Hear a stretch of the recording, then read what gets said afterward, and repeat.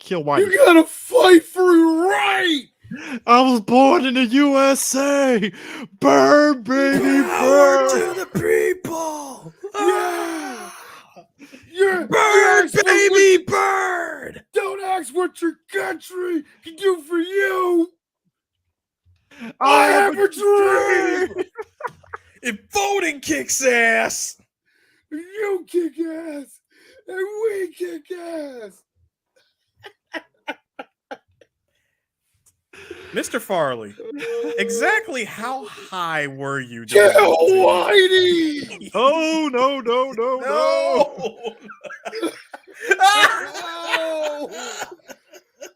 I had to explain to cut? my children. I had to explain to my son. It's like my son was like, "Why is that bad?" I like, son. Back in the 90s, white people were really super privileged. You could not say that to them back then. Sir, it's 2022. You can't say that shit now. That is like you. I know it's very true now. White people don't change. Look, the thing is, January 6th. Hey, gentlemen. Excuse me, gentlemen.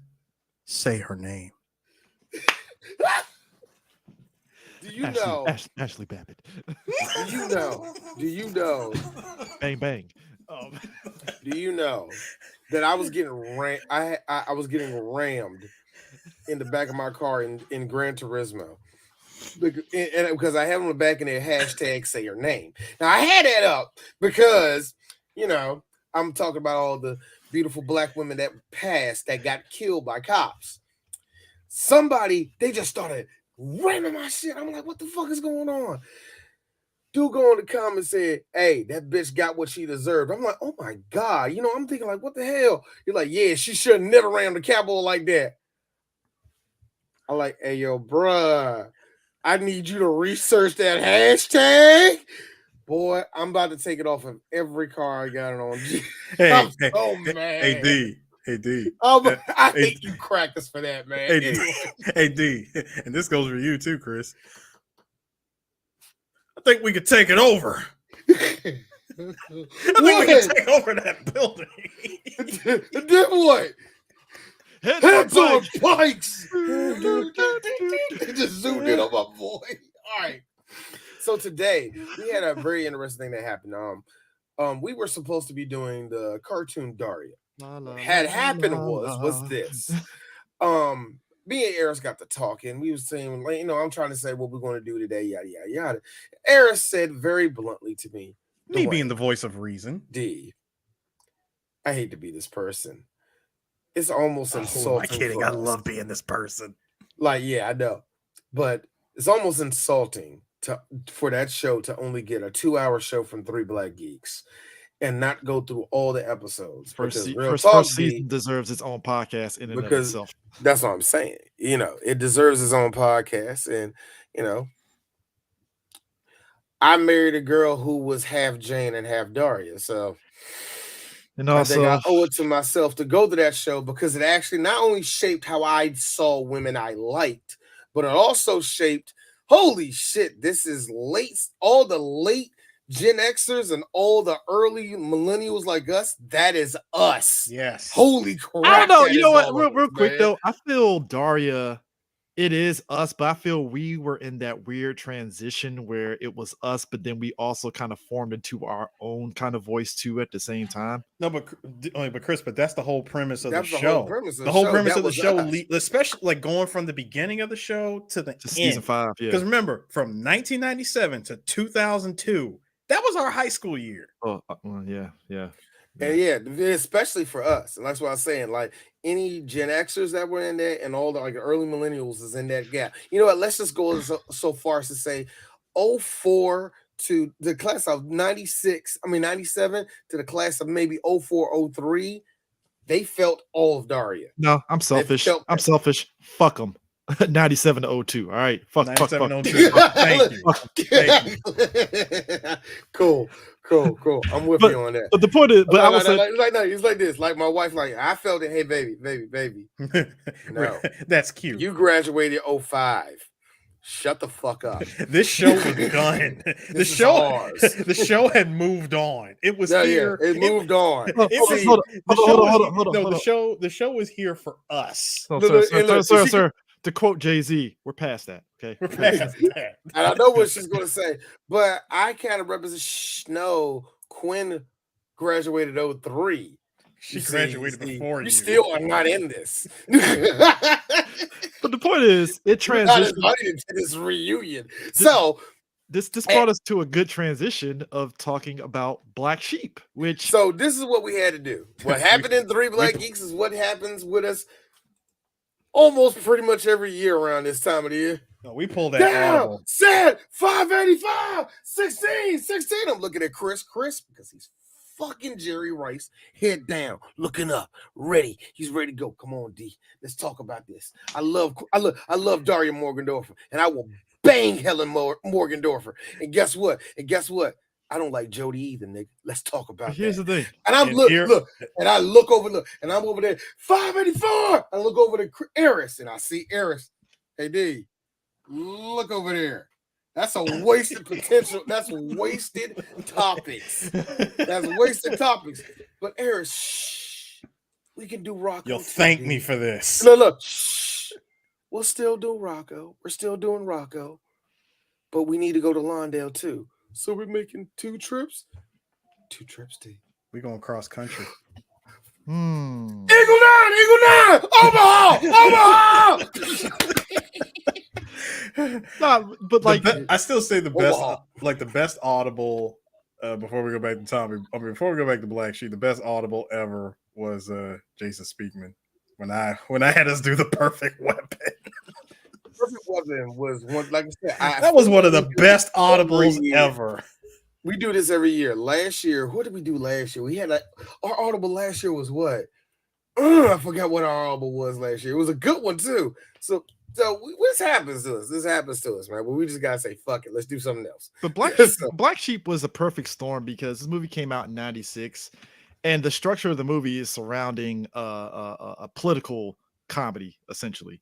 And if you remember 1996 for the youngins, that's when Rock the Vote started really gaining traction in terms of mainstream. Rock the Vote. This is before Vote or Die and all this other bullshit. Before it fizzled out in the early 2000s. Yeah, Rock the Vote was literally right at 96 is when it started really getting headway, especially on MTV. Mm-hmm. Big time. And you can actually vote through the phone. I think it was 1-800-register or some shit. And you could actually register to vote over the phone. That was a huge game changer because before you had to fill out a form, mail it, and do all that shit. Now you can go over a phone and talk to an operator and they'll register. The whole structure of this whole movie is surrounding the whole Rock the Vote. And I'll agree with you, D. The story-wise, it's not necessarily all over the place, but I would say you're right. Tommy Boy is more focused. Well, yeah, it is. Yeah, it's just a lot more focused. Well, I will say, what I want to say, because I know you guys have went back and forth about it. This is definitely like an argument that comes up in which is the better of the 2 Chris Farley movies. Is it Tommy Boy or is it Black Sheep? And I'm going to say the same thing that I told you gentlemen before we started recording. Tommy Boy had a better written story, but Black Sheep is the funnier movie. Mm-hmm. I mean, it's always fair to say. We just got done talking about Addams Family, and we said it with that one. Addams Family 1 is a much better structured story. There's a much better structured story. Second one is ungodly hilarious. So, but we also a better one. Now, actually, I actually go into this one. I think the sequel's better than the first one. Is when I say I think Ace Ventura 2 washes Ace Ventura 1. That's just me. I don't know. It's silly as shit. Like funny it's very silly. It's the funnier movie. But here's the thing, too. People forget, and maybe we probably will do these movies at some point. We forget, too, 96, the SNL movies were kicking ass in theaters. That they were. Still, this was the apex of SNL.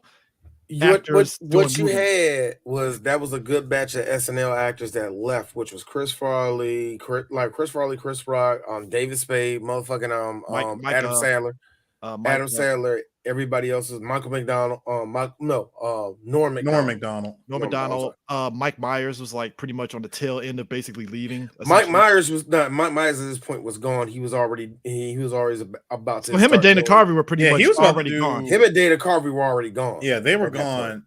He was about to do Austin Powers. Okay. At this time right now, John Lovitz was just wrapping up The Critic. He was just because remember he left SNL at that time during that time. He just I think at this point, The Critic is either in his last season or it's like the second season before the final third. So, but yeah, so there's a lot of SNL people bouncing around at this time, and it also is that interesting time in SNL where it kind of sucked until Will Ferrell showed up. Oh, it wasn't until because basically what happened after this is like after Black Sheep, Will Ferrell came onto the scene, and boom, him and Chris Kattan did Night at the Roxbury, and it blew up.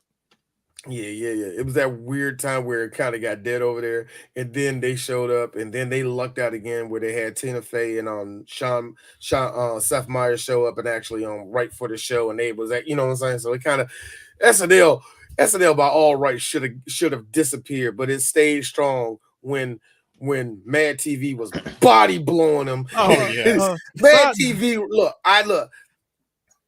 Look, the only thing I will say is this: the first 5 seasons of Mad TV were hilarious. I think once you get put this way, Mad TV started petering off once the OG cast was leaving, and we had Bobby Lee, and Key and Peele were funny in that show. But at that point, when it was just SNL was running. You had lost a good chunk of the OGs that kept the funny in the house. And don't get it twisted, Bobby Lee and Key and Peele were keeping Mad TV afloat. They definitely were. They got some gems on there that are like they got some funny. They got some never gems. Knew existed. You know what they I mean? got some. Now hold on. They had some gems, but let's be real. If this was a war, the two of them alone could not endure a long. Not what was coming out of SNL at that time. Remember that was, and still like. I think SNL kind of peaked. SNL has these weird peaks. They have these weird peaks all throughout the 2000s, man. Like right now, I think they're about to hit a fucking iceberg. When Kenan iceberg, man. When Kenan Thompson leaves, that's when it's like, oh shit. Hey, when Kenan leave, that chubby white girl and my girl Michael Che leave, huh? And Michael Che leave. Who? Michael Che leave. Yep. Look. Michael always got this little like, I'm just here for one skit. I don't really need to stay. Here's the thing too. Mad TV to me was peak when Will Sasso was running laps with them Steven Seagal sketches. Fucking died. I think can we point out something interesting? I don't know. It could just be me. When Chris Farley died, didn't Will Sasso become our Mad TV equivalent of Chris Farley? And he worked. Yeah. It worked. He was doing the John Timberman. He was the funny fat guy. Yeah, he was doing fucking Kenny Rogers, which is fuck Kenny Rogers. The other one. It's when he did an old boy that did the Toy Story fucking songs. Randy Newman. Yeah, Randy Newman. God, I fucking lost my shit. I also like they Mad TV lucked out by getting some really good Canadian people on the show too. I think our girl Nicole Sullivan, she was the one that really kind of broke out in that show. It's really weird with her, Alex Bernstein. You thought they would have these bigger careers, but Alex, she's doing modestly well. Voice acting. And both of them, they're just voice acting. They like you would think that we'd be doing way more than what they were. But hey, before we go back to Black Sheep, guess who's running laps around everybody low key? Who? Deborah Wilson. Yeah. As soon as she got into voice acting, she fucking took. You know what? No, I say that because she has these roles, but she's not running lap. No, I'm be honest with you. When she got into the video game industry, it's the video game. Yeah, I forgot. She does a lot of video games too. I forgot about that. She got in the video game industry, it was done. She does it feels like to me, and I know she started doing a lot more acting again, which is great, which is a whole thing with Deborah Wilson we will not go into. But it's kind of cool that I saw her not too long ago. Like, I'm glad you're still around, chick. But anyway, over to this movie. This is where it gets funny, Eris, because you said, like you said, which is the better structured movie. What the real thing that stands out with Black Sheep is that, oh my God, Chris, you're going to go through this. You're going to go through that. And that too. Is that dry? Wait. Last time I went through drywall, and you're gonna have to go through it again. Also, we need you to roll down a hill a little bit, just doing some small shots. I want you to understand because if the I'm not physical mistaken, comedy in this movie is Chris Farley did half ungodly. his stunts. Chris Farley did half of his stunts. So, sir, I'm sorry, I hate to say it. Seeing a fat man do a cartwheel will always be funny. Let The me tell way you Chris something. Farley, he cartwheels out of nowhere and be like, "Ooh." No, seeing a fat no, you say seeing a fat man cartwheel is funny. I'm sorry, nothing will ever top a fat man falling down a hill. Just rolling down a hill. So, guys, And him trying to grab on the shit. Yes! Him trying to hold on to shit for dear life. Little roots. Bro, let me tell you something. Yes. That hill was so steep when the camera panned back. What in the hell? But then you know what I was also thinking? I'm like, okay, Chris, did you fall down like 4 different sets of hills? Because one was extremely steep. The other one seemed kind of normal. One you could tell that was a stunt person in a fat suit rolling down that fucking hill. Then there was another scene where it looked like Chris Farley was forcing himself to crawl on the ground down the hill, even though it wasn't a hill. That Chris Farley kind of learned. It's a thing that it's real easy to do. It's a real tumbling exercise where you have to do it on a steep hill. I've done it where you slide and you kind of roll. You just kind of roll with it, and that's what he was doing. Like I said, Chris did half of these stunts. So, but guys, out of everybody in the movie, we have to pay homage to our boy Teeth McGee. Let me tell you something, kids. That's right. I'm in this movie. That's a real picture, folks. That's not Photoshop. That is a real That's his live picture. Let me tell you something, kids. That is a real live. And you know what? I know a lot of people like to say, "Hey, that might be false teeth." That's all pure Gary. Now, remember now. There is an interesting story back in 1971. Yeah, it didn't happen in 1971. This actually happened in 1984, and it was in Miami Beach. Now, the reason why I was in Miami was a whole different story. See, now I know a lot of people say I did cocaine. I didn't do cocaine back then. I didn't do picture cocaine. Looks like I do cocaine, but I know it looks like I do. I know everybody in the 80s was doing it. It was the thing to do, but you know what? I didn't do it. I was purely sober, and the thing I did was Jesus Christ, son. Do you know the Lord, kid? Do you know the Lord Jesus Christ? I'm done. God damn it. I feel he purposely. This character is named Sergeant Drake Savage. Perfect. When you look at when you see how it's spelled, you're sitting back like Gary Busey named himself Savage, didn't he? He wanted to say "you son of a bitch" and it was like "son of a bitch," the bitch. There you go. Bitch. Savage. Savage. That's really funny. You know, that was really funny. You know who was a real funny person? Richard Pryor. Richard Pryor was really funny. You know what? He had this story about cocaine. Again, I did not do cocaine, but I knew a lot of people that partook in it. Now, I do want to point out something about Sergeant Drake Savage here. This is the face of a man who said, "I can go to your mom and just start a small fire in her panties." It's funny. I know there's women out there that see Gary Busey and say, "Fuckable." I don't understand who you are, but that's how he got Jake Busey. I mean, somebody had to fuck him. Don't do that. Jake Busey is nothing more than the evolved Pokemon version of his dad. Sir. He's the pre-evolved person. It's like the pre-evolved. It's like Pichu, and then you get Pikachu. It's like the Dig Trio, the middle of Dig. No. I'm a nerd on this one. Ditto. It's only 2 evolutions. It's Diglett and then Doug Trio. That's it. No, Chris. This was 3 evolutions. What are you talking about, Chris? If I'm not mistaken, Jake Busey is Gary Busey before he gets the red jewel. Bruh. Hey, hold this red jewel before you can evolve. Boom. Oh my God! The action I don't scene, play. I don't play. see, Listen, I kids, don't you're play. wrong. You're Like, wrong. listen, I don't play. It's actually you take a moonstone. You take now you got to put a moonstone. It has to be actually on a Tuesday. Now the reason why is because the Busey family for a long time, since the prehistoric days, Tuesday has always been the day that Somebody, we get our most powers. We get our most powers on a Tuesday, not on a Wednesday. Now you kind of get it before, like, early on, late on a on a Monday. but I have to talk about one other person before we continue. Grant Hasloff plays the officer Robbie in the movie. Now Who is he? Now he looks familiar. I haven't looked up his shit. Now, Now who is he? he was one of the CIA agents in True Lies that was helping Arnold Schwarzenegger's character, and he was also Okay. Old Boy's buddy in Congo. Did he die early in the movie? No, you remember he ran away from the monkey and Yeah, that's what I'm saying. Did he die like yeah, real yeah, early in the yeah, movie? yeah. He died. Yeah. But Speaking you of know which, what's funny? I've been trying to find a clip of Congo for the people to hear. That is a funny ass podcast. Anyway, go ahead. But you know the kicker about him is like he's one of those actors. I believe he might be Indian. I think. Might be. I love how you I said think he might. is. I'm not. I don't want to fuck that up. But like for some reason, he avoided being stereotype cast. I'm shocked. Well, you gotta understand. Nobody give a fuck about him. So, Especially because you remember True Lies had all them fucking. That was when they were really going head oh first.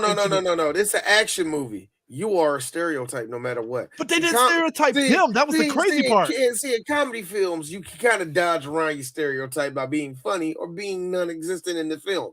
Now, in an action movie, no. Hey, if it was you, me, and Eris in an action movie, Chris, you're definitely, well, sir, it looks like the commander's over there. I'm the black man that's going to be on your side.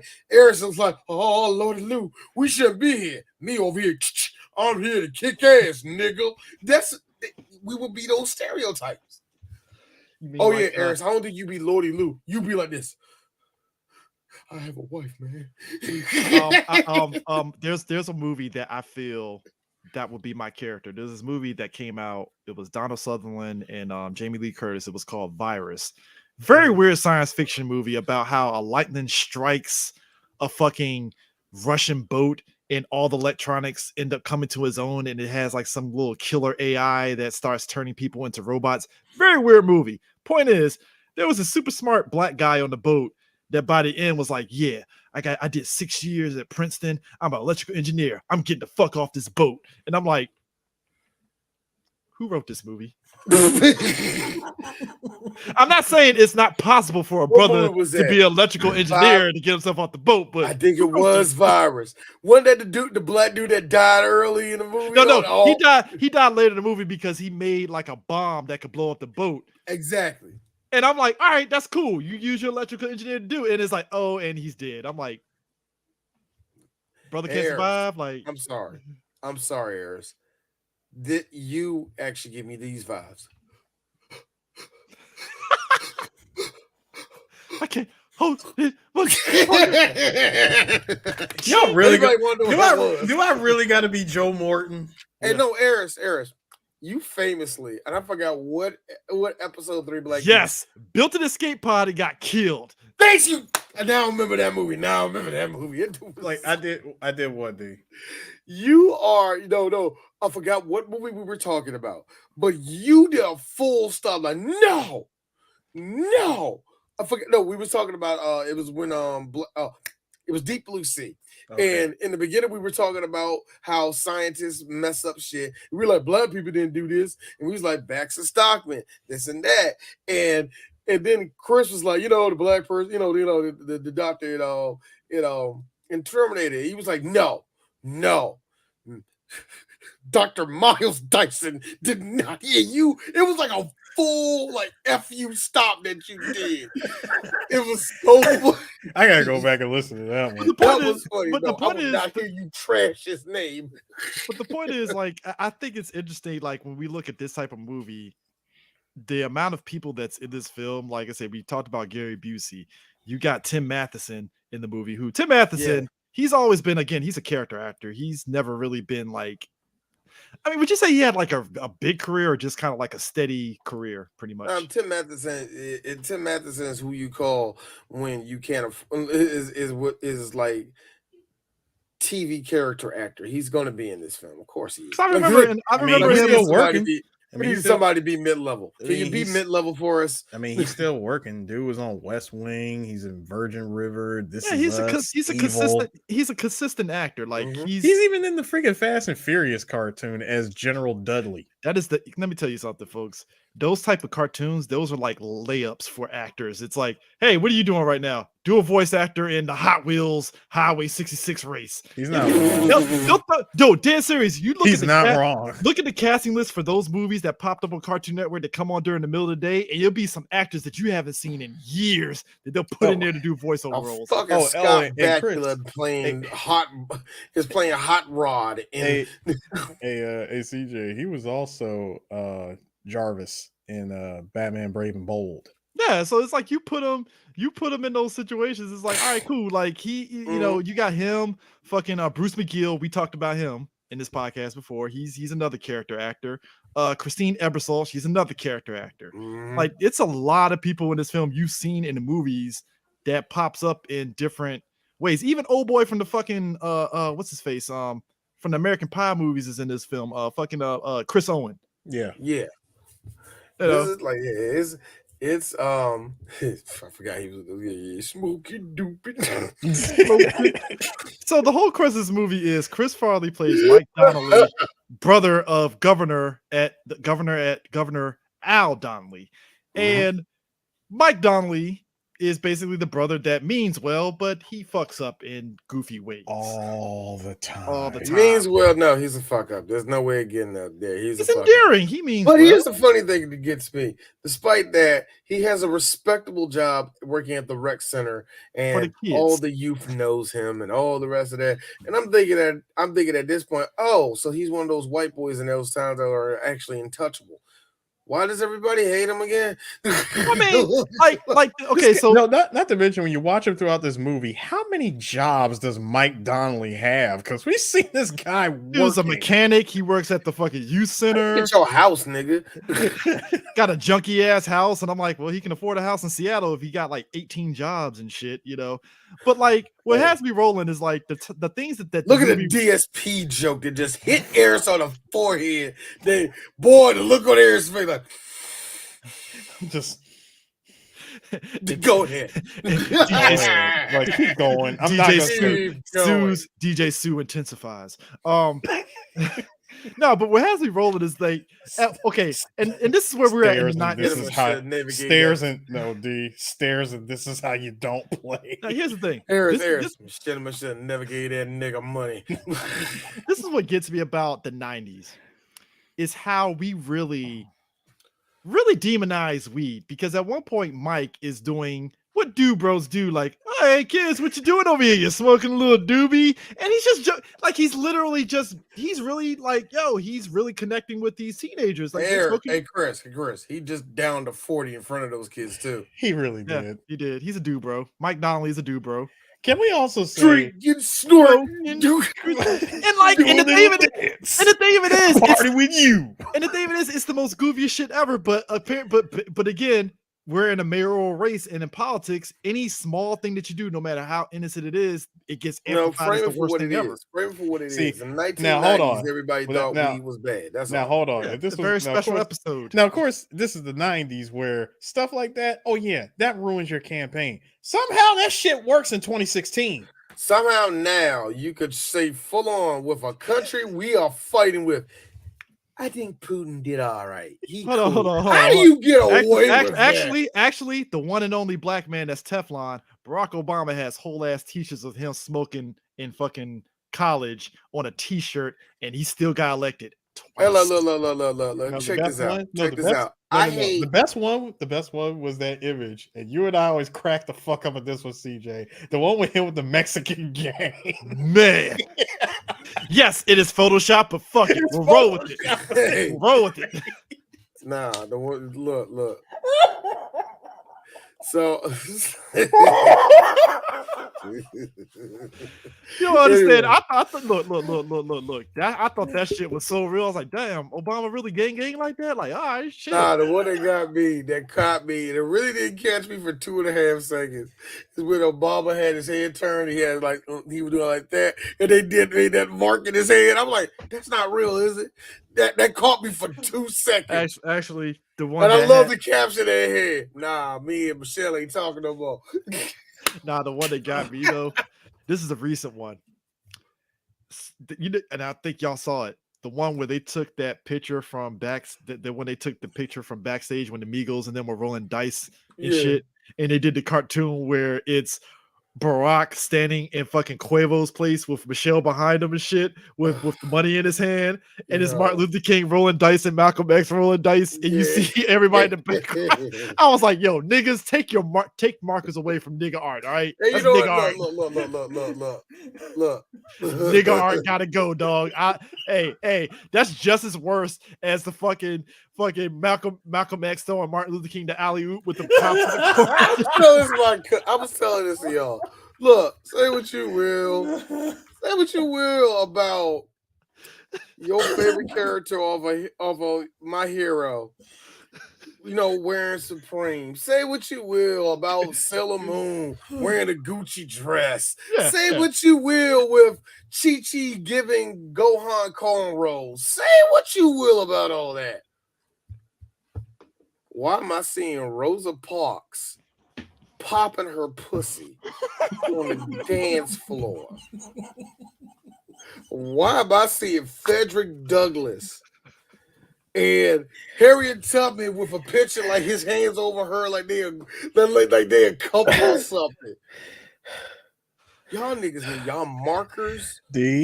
Y'all sketch pads, your computers. You know what? Fuck all that. Harris, go to their house with a brick and slam it on their finger. Is this like early deviant art?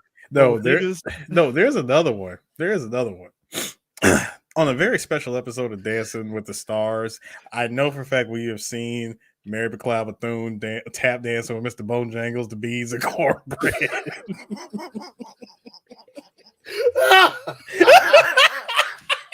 Yo, you know the ones I like? You know the ones I like? The one I saw the other day. I fucking hate whoever. Look, it's times like this, I hate being a Drake fan. Somebody drew a picture of Drake with Michael Jackson's hand. Stop, I'm not done yet. Chris's hand. Shut up, I'm not done yet. James Brown's hand, and I'm not done yet. And Duke's Ellington's hand on him.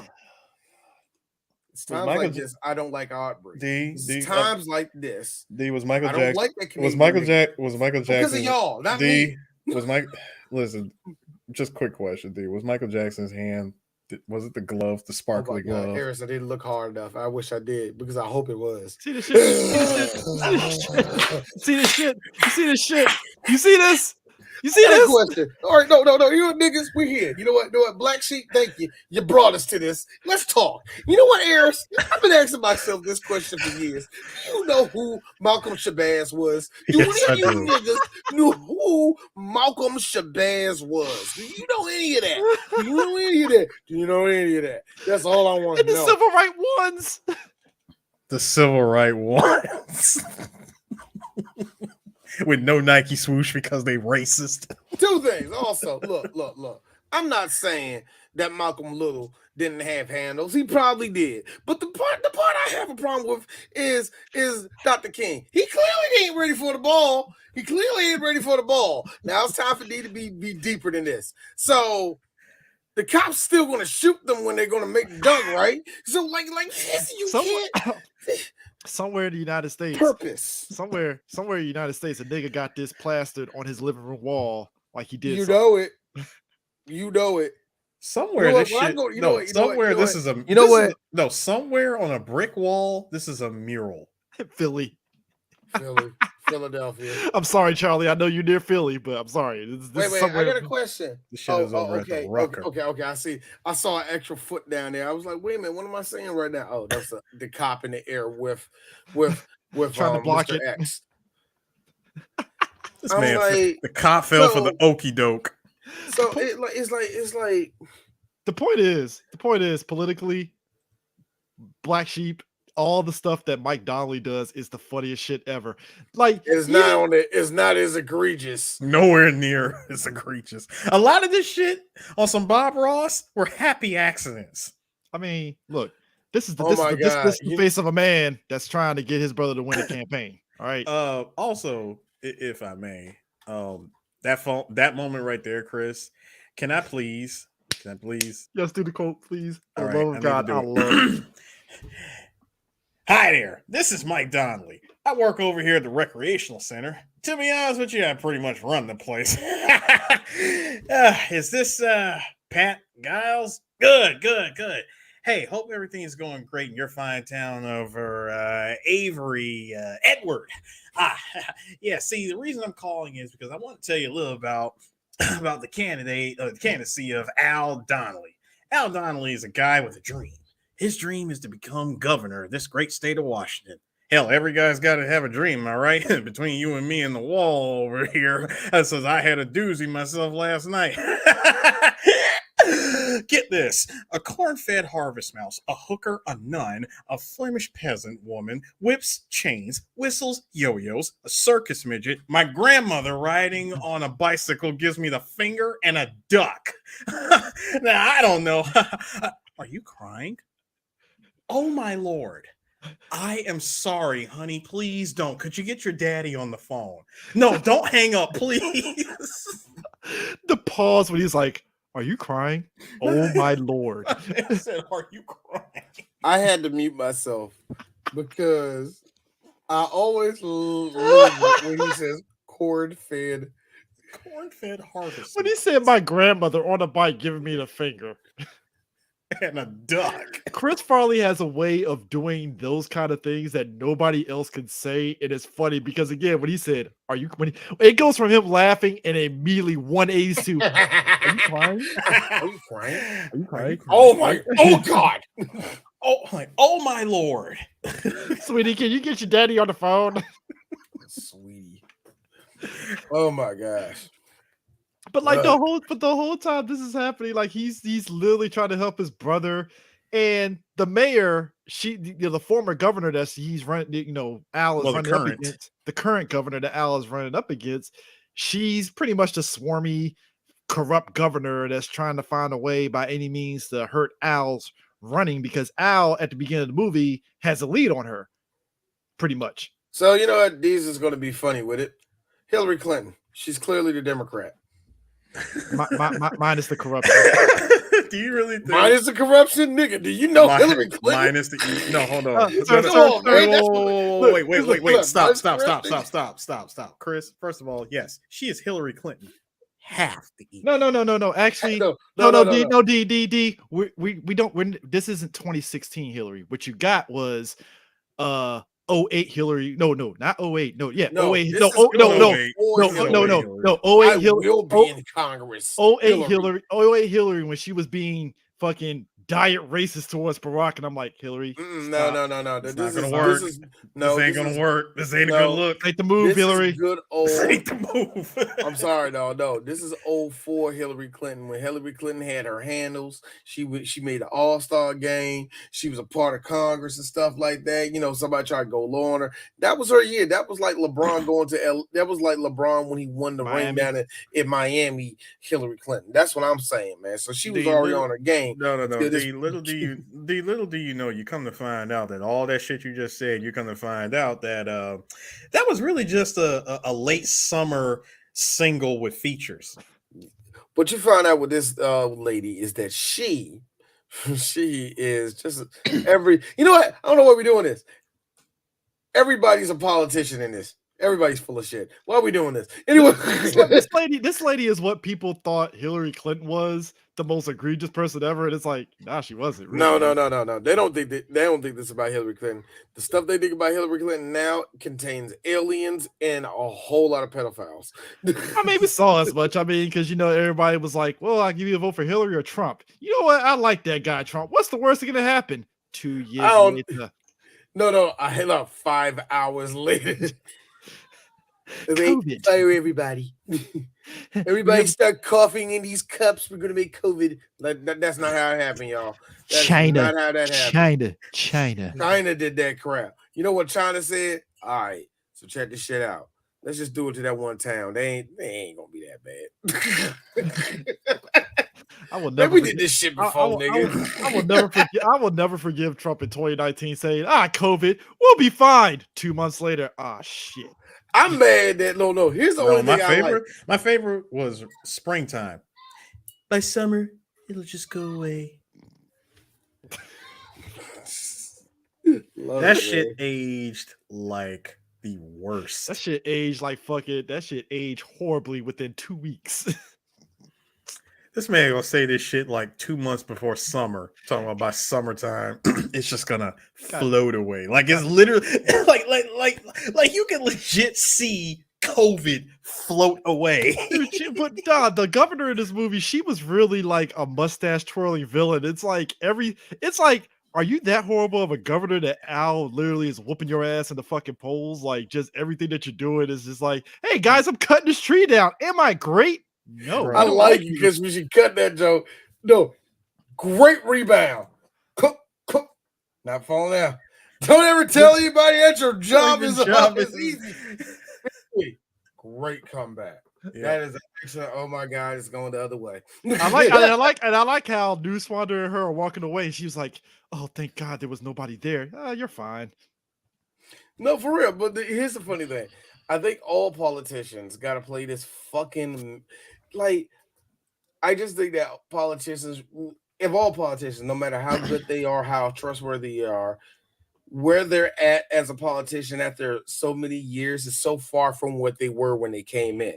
That's why I say that shit with AOC. It's going to be funny in the next 8 years. Whether she stays around with us, it's going to be funny how she evolves, how she changes. That's if she stays in Congress. But you know what I'm saying?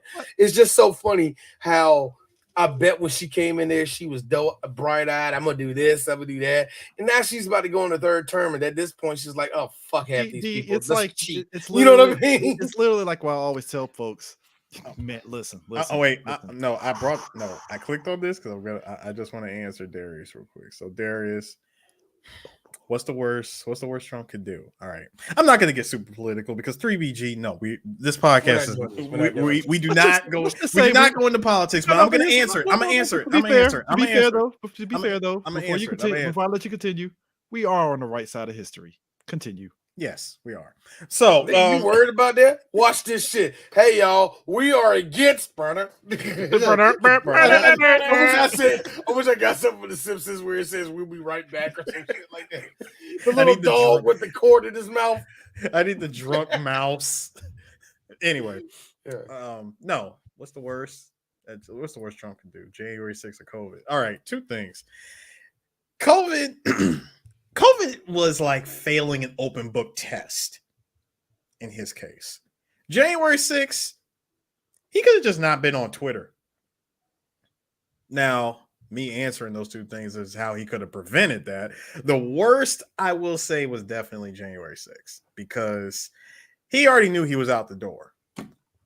And what's the worst thing that he could do at this point is go on Twitter and say some shit. You already have people mad about the results. It is what it is, dog. Game is game. Well, folks, I can already hear the pitchforks from the January 6th crowd. Pause, please. I love the pig. I love the pig. The fact there's a bag that says churches. Nah, but seriously, but you're right though. It's like she's really it's like everything that she's throwing at Al, it is minimizing the distance between them, but he still is the fresh face that's gonna probably end up beating her out. And the fact Yeah, that and the following people are gay. That's what I was looking for. Anyway, go ahead. but like everything, like I said, you know, Mike going around to the side of the liquor store with the kids, you know. But if I really had to define, the dynamic between Steve and Mike, it's this. Yes. Right there. Yes. Right there. That's it. Right there. That's everything. It's like one person, Mike is over the top, and Steve is just like, come on, dude, can we just pass out flyers? Like, what are we? Sorry, hold on. A T-bone steak. I was just looking at that too. A T-bone steak for $1. No, wait, go back to that. Go back to that. Throw that back up. $1.19 a pound. Ooh, that's the nigga. That's 96 prices, buddy. Nigga, think about it, man. Get a 15-pound junk, man. Oh my god. Ooh, yeah. You ain't spending no money on that. If I had a time machine, I would load. I had $100. I would load up on so much. Hold up, pumpkin pie filling 89 cents. 96. I don't like pumpkin pie. My mama told the only white people eat pumpkins. Oh no. I don't care about the baked good. No, I don't care. I'm just looking at the prices. Like the price, yeah, I know.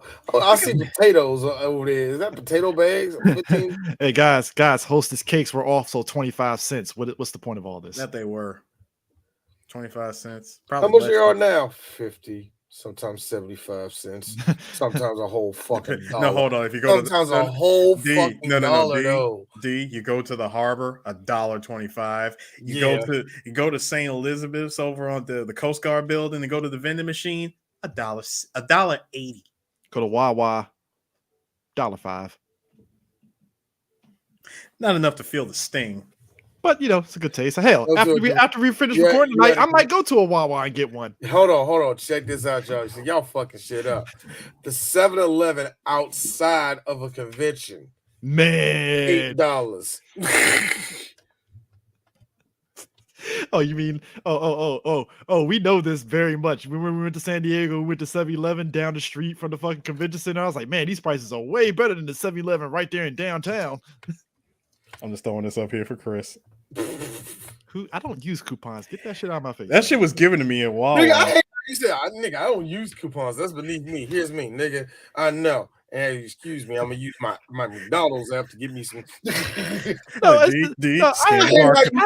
don't use coupons. I have zero reason to use Wawa coupons because it's like I'm not in there like that. I did too. Listen, I just had a very I got the savings. No. I just had a very, very friendly cashier. But I was nice to her. She was nice to me, and she was like, "Here." She gave me 2 freaking coupons. I was like, "Okay, thanks." But what had me rolling though is one time I was nice to this cashier back in Grenada. Now, when I was back in Grenada, there was just one girl. She was so lovely. She was nice. Her name was Hong Chi.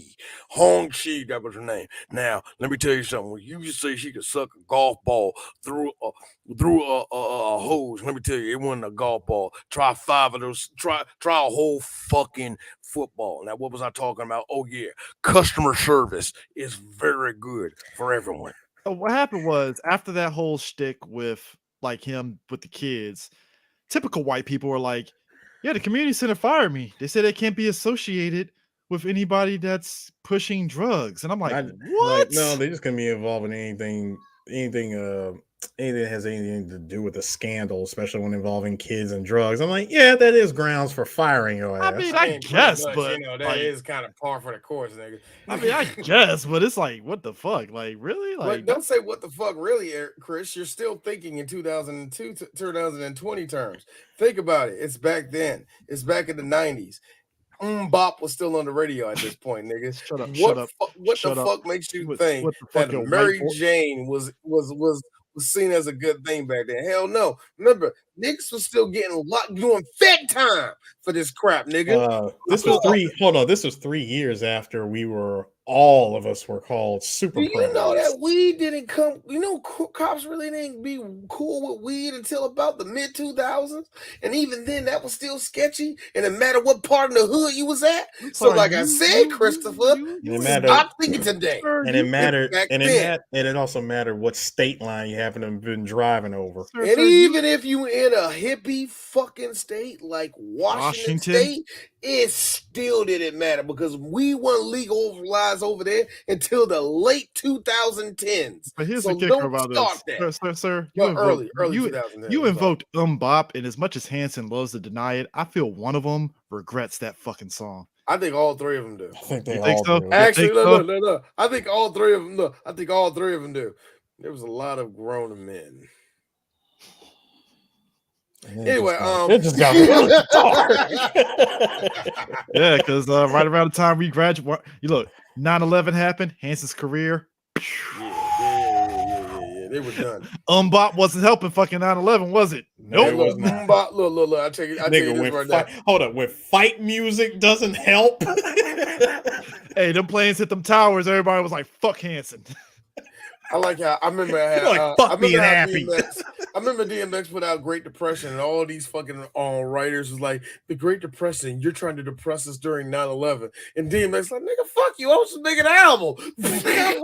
Like, I wrote this shit 2 months after Hard, Party Up. nigga. Leave me alone. Look, ladies and gentlemen, this is DMX reading this is DMX reading reviews. There you go, ladies and gentlemen. Which actually, funny enough, Hanson was actually part of Allen Def Jam. I think they were. God, they they were really part of. It was weird. It's not really they were part of Def Jam. They really were. It's weird. It was an affiliate. Allen Def Jam was. It was a part of Island. I know they were part of Island. So that's all. Well, it was Island Records, and then when they got merged into Def Jam, it was Allen Def Jam, and that's when, like I said, 9/11 happened, and it's like, yeah, nobody likes you, Hanson. Nobody. Nah, I don't even think that, man. I really think what happened with y'all better come up with music changed basically. Like y'all better come up with a follow up quick. That garage band type music just kind of started petering off. Actually, I call bullshit on that because after 9/11, we got one of the best garage sounding songs ever, which was freaking which came from Green Day, which is pretty much which I agree with Lindsay. It's the clear. It is fortunate son of our fucking generation. No, D, you'll get this on Holiday. Yes, it is, nigga. You'll love this. You'll love this joke. Green Day had the Kevin Nash, Scott Hall favored nations luck. it's like, hey, these guys should have disappeared off. Nah, we're still going. Whoever got success, we got it. Yo, man, Green Day during that time, American Idiot. If that encapsulated America. And you want to know what 2000 and 2001 was, kids? Come on, kids. This is American. Hey, D, I got one for you. You know who tried to chase that dragon of American Idiot? Who? American Hi-Fi. I don't want to waste my time. No. That was Am I getting my white boys wrong? Yeah, you get your white boys wrong. I got my white boys wrong the other day, and my wife kicked me in the nuts. It's stupid. I thought that was really against her race. I'm thinking the other. Anyway, what? No, it's something back in high school. American Hi-Fi. No, it's like no, you want to look at high school. No. It's American Hi-Fi. It's American Hi-Fi. Oh, okay. Yeah, I don't want to waste my. I hate that music. Oh my God! Look! Happy White Rock. Happy White Rock. That's what I gotta tell you something, white people. Since y'all kicked all the niggas out of rock, y'all have been on a steady decline of shitty rock music every year. Every now and then a good one come across our way, but real talk, y'all haven't made nothing good. Actually, no, you're wrong. It wasn't them. It was fucking Sum 41. Sum 41. Thank you. 41. Sum 41. That's what I'm thinking of. God. Canadians. Goddamn Canadians. I'm glad nobody in the comments is lighting our ass up over that shit. Thank God. Hey, speaking of which, we had an unknown white band that popped up in this fucking band that I don't know who the fuck they were, but apparently Mudhaven. It was Mudhaven? Mudhaven. Wow. They're a real band, ain't they? They have to be a real band. Here's how I know. all three of us were MTV kids. We watched MTV. I like the box. Early Headbangers Ball. Mudhaven was in Headbangers Ball. That show. I guess. Yeah. So I kind of do remember it, but yeah. Hey, Chris, I was an MTV person, but I'm sorry. I wasn't as white as you. I watched fucking You didn't watch Headbangers Ball? I watched The Basement, nigga. Headbangers Ball. I tune in like whenever. I'm sorry. I forgot MTV. I forgot to say. I'm sorry, dude. I'm a Negro. I watch your MTV raps like every African American nigga. I am a man of culture. I diversify my bonds. I watched Headbangers Ball. I watched. I did not The Basement. watch it. I watched The Basement on BET, Rap City. I watched it. I watched everything. It's kind of funny to me. I think Rap City was probably the most influential of all of them, to be honest with you. I think just because it stayed around so long, I think it was probably just the best one. You know what I mean? I mean, anyway, dude, I had to get out my chest. Real quick, fucking the Canadian Infinite, the dude that did the shit for Street Fighter 3 popped up on Rap City for like a hot second. Yeah, man. Like, I mean, but like I said, it's just so at this point. Two white guys who probably was there on January 6th back in '96 pop up at the rec center. Sorry. I'm so sorry. I believe it was Mud Honey. Not Mudhaven. Close enough. I mean, but two white guys. I'm just saying it wasn't promised. No, but two white guys who definitely was there on January 6th show up to Mike's door as he's emptying his stuff out at the rec center and decide, hey, guy, who they pull some daredevil, I gotta set my DDs, because apparently they already put the gasoline line all over the fucking thing. And I'm like, it's so funny because even in these movies, they always have this like scene where it is like that, where, well, it's time to pack all my things.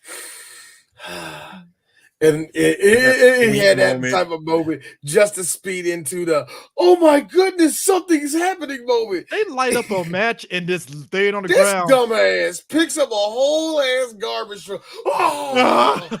I love the part that the fire intensifies. No. The best part was somehow while he was in the back packing up his stuff, he didn't hear the sound. No, he didn't hear the sound of people coming into the rec center and just lacing that place with gasoline. I mean, nobody. Leaving a whole footsteps. No footsteps. Got boots on. These guys ninja'd their way into the rec center, poured out all the gasoline, leaving a trail of it behind, and then having the nerve to drop a one-liner on Chris Farley saying, you really shouldn't play with matches. Guys, folks, I want you to understand something. She's running for governor, not president, and she's already got arson on her fucking name on tap of being convicted for already. Yes, of course. She's fun. If it was president, I would understand. I'm not saying it's right to burn down a rec center, but it's like, all right, you running for president, fine. You're running for governor of Washington State. Christopher, again, you're missing out. See, there was no internet, and the height of concern was way smaller than it is now, Chris. I know, but it's fucking hilarious that it's like you lived during this year, nigga. You know. I know. Bill Clinton got elected in '96. I understand. There was a reason why Bill Clinton's brother didn't talk. He didn't bring a brother around because that nigga talked too much.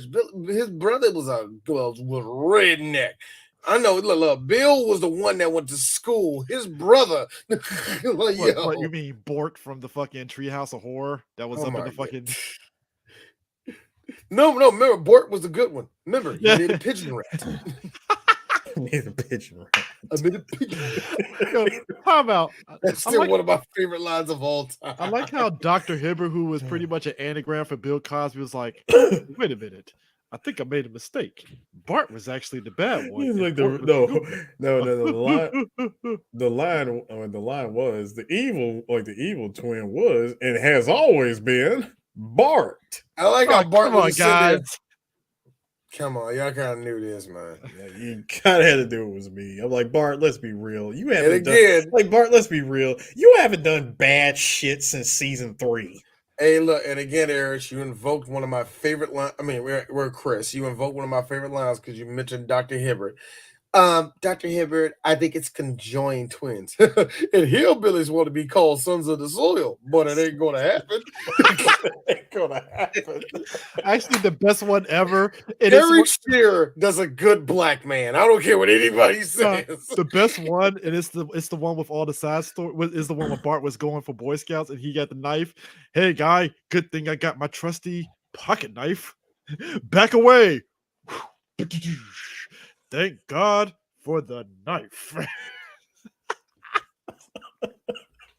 It is the most funniest shit ever. He just cuts the guy open and takes his appendix out. Didn't the appendix explode? Yeah, he just do this shit. Again, who wrote that?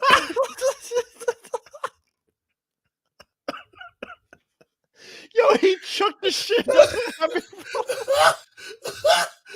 was a season. In that season, for whatever reason, they had a fetish for shit blowing up because this carried over into the critic. Because during that time with the critic, their joke was all action movies made shit blow up all the time, so they will always have shit blow up. I remember that. So this was there at the same time. But nah, the knife. So they're driving This away. man's appendix is about to burst. No, hold on. This nigga, Doctor. Wait, go ahead. Bill Cosby sweater throws some shits up. Oh God. Oh man, Oh, fucking between no. him and fucking Hank, fucking old boy from the fucking 007 shit. Hank. Wait, Hank Scorpio. What Hank Scorpio. But no, seriously, guys. No, he burns it down. He's like, A guy, whole rec, I didn't blow it up. a whole I rec center being burned down, and the guys they take off and run. TMZ's right there taking pictures and shit. I know, right? Like his freaking Dudes in cop the friend, bushes. his cop friend shows up and says, "Like, what the hell?" First of all, David Spade, hi. Where the hell were you this whole time? Exactly. What, He's on the jerking phone off call, or something? Man, doing Jesus. David Spade stuff. He's making like, some Mike, smart how the quips. hell did this happen? Probably at his local Starbucks, getting a coffee, coming back. This man tells him, "Listen, Giving the old woman the finger. So did you? Speaking of which, you got a chubby there. Move out the way, yo. Woman, I looked her up. That was her only movie. Oh, but she made an impact for me. She did. She made an impact for me by saying, "Oh, you're playing pocket pool there, son. You got a chubby going there." Oh my god, man! I've always wanted to know because I know this was a thing that David Spade did with the whole, "Hey, I got a souvenir for you." Whoa! I got something for you. He throws out the middle finger and stuff. I always wondered, did anybody ever do this? I mean, What Gen Xer did this? I mean, 2020. I just say, "Hey man, I got something for you." Oh, I got another one for you. Whoa, that's a year I was born in 1960. We seen in AEW Eddie Kingston, his crew against Chris Jericho and his crew, and they did the same thing. Like he's telling Chris Jericho, "Oh, I think I got it in my pocket." Oh, and the crowd's eating it up, and then the other guy's like, "What do you think?" Oh, and Chris Jericho like, "I won't accept you giving me the middle finger." That type of shit, I mean, I really yelling in Long Island. I really do mean yelling that. in. My wife was there on January 6th. I really do. Stop it! For the love of God, stop it! Wife was there on January 6th. Stop it! That could have been her. Stop we it! Say her name for no. Her. Anyway, Screams and stares and Fozzie. Stop all of it, please. I just honestly want to know what Gen Xer came up with this. Some dude named Devin. No. One dude, bro, by the name of Fred Wolf, who wrote this movie. He's the same guy, Fred Wolf, who wrote such illustrious class. Actually, he is part of that SNL group because he wrote Tommy Boy, Black Sheep, Dirty Work, Little Nicky, Joe Dirt, Dickie Roberts, Without a Paddle, House Bunny, Grown Ups 2, Joe Dirt 2. Yeah. And Yeah. guess what? This movie was he's got him This sound like- movie was actually this movie was directed by a woman. Yeah, she's the one that she directed of the first Wayne's World. She's also part of that whole Lorne Michaels SNL kind of group, basically. So I mean, which to your point, D, that was how Lorne Michaels did stuff for his movies. He was always tapping those people that was in that SNL circle to do his movies. I think when everybody was pulling from the Tarantino style of doing shit. It's like, hey, I'm getting my regulars. But you gotta think about this for Lorne Michaels. What did it for him was the fact that when the first people that left Lorne Michaels, which was Dan Aykroyd, Bill Murray, Chevy Chase, all these guys, when they left SNL, they were fucking superstars, all of them. You know what I mean? So it became a jump off pad. Next thing you know, you had Piscopo and Eddie Murphy. Then Eddie Murphy became a superstar. You know what I mean? Will Ferrell today is doing a whole lot of stuff with production and other stuff. He's done directing and all the rest of it, starting on SNL. Yo, dog, Jimmy Fallon, Seth Meyers, both late night guys came from SNL. Fuck Conan O'Brien, and half the writers over there went to the Simpsons. Remember that? Damon Wayans wrote for SNL at one point before he branched off into doing his own thing. No. See, Lorne Michaels need to eat that L. That was an L that he get that flew right in his face, and he rightfully should. Well, I think the history of SNL shows that there have been some shows that have curb stomped SNL, and Living Color being one of them at one point. Yeah, so it was kind of funny too, and I think that's nothing to shake at because if you look at the cast that they had at that time, granted the comedy probably was nowhere on par as it, but you see the people there was like Phil Hartman, John Lovitz, I can't really remember the cast like that. That's when Mike Myers was still there. That's when all the rest of those guys were still young during that time. Young kid. Living Color fucking elbow dropped them niggas. But here's the thing. I like how Mike is on the phone like, Al, you got to believe me, I didn't do it. And to Mike and Al's credit, they do play him up as credible brothers. He's like, I believe you. All right. I know you fuck a lot. I believe you. Man. You didn't burn it down. It's all right, bro. It's all right. I mean, there is a thing of probable cause. I mean, he did just get fired. Yeah. Optics. The optics of all this, but I do burn something down, bro. You really think I want you around me right now, nigga? But I like how his boy, who is his aide, is literally the campaign whole movie. manager's like campaign manager, get the fuck him out of it. And he basically tells him, hey, take his ass on the other side of Seattle. And get him out of here. Yeah, I refuse campaign up in the mountains, nigga. I refuse to accept any advice coming from the man who shot and killed Inspector Todd. See, here you go. You know what? Timothy Carhart knows how to play sniveling bad guys. He really does. Well.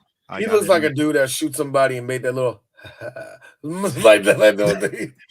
You know what? He's the type of villain that like he wasn't sure that the bullet was going to hit the guys. Was more like. Yeah. Like there are certain level, like his character in Beverly Hills Cop 3. I liked his villain. It's I have so much people that is covering my ass. You can't touch me. Type villain, diplomatic immunity, type of vibe. Yeah, basically, except it's not over the top and stuff. Because even when he's not like, over the top. It's even that little scene where he's at the dinner and he's all like, "Yeah, like when I shot your police commissioner," and everybody was like, and it punches him and shit. I was like, yeah, that's a bad guy right there. Just like I can get away with this shit. So he's and him playing the campaign manager. You can clearly look at his face like I fucking hate your brother. All right, get him out of here. Get him out of here. You know for a fact that he tried his best to get Mike out of the way from jump. From the freaking campaign truck being chased by dogs. He knew right away. All right. We need to keep a lid on him. I need to keep him as far away from possible. Now, we got to find someone who could just do the job until you become governor. We just got to do it. Look at his face. I would want him to get the hell off this. It's like we just got to do it. In comes this guy, David Spade, saying, "Hey, if somebody were to volunteer for this thing and did the job well, would they have a high place in your personal staff?" Like, Steve, not now.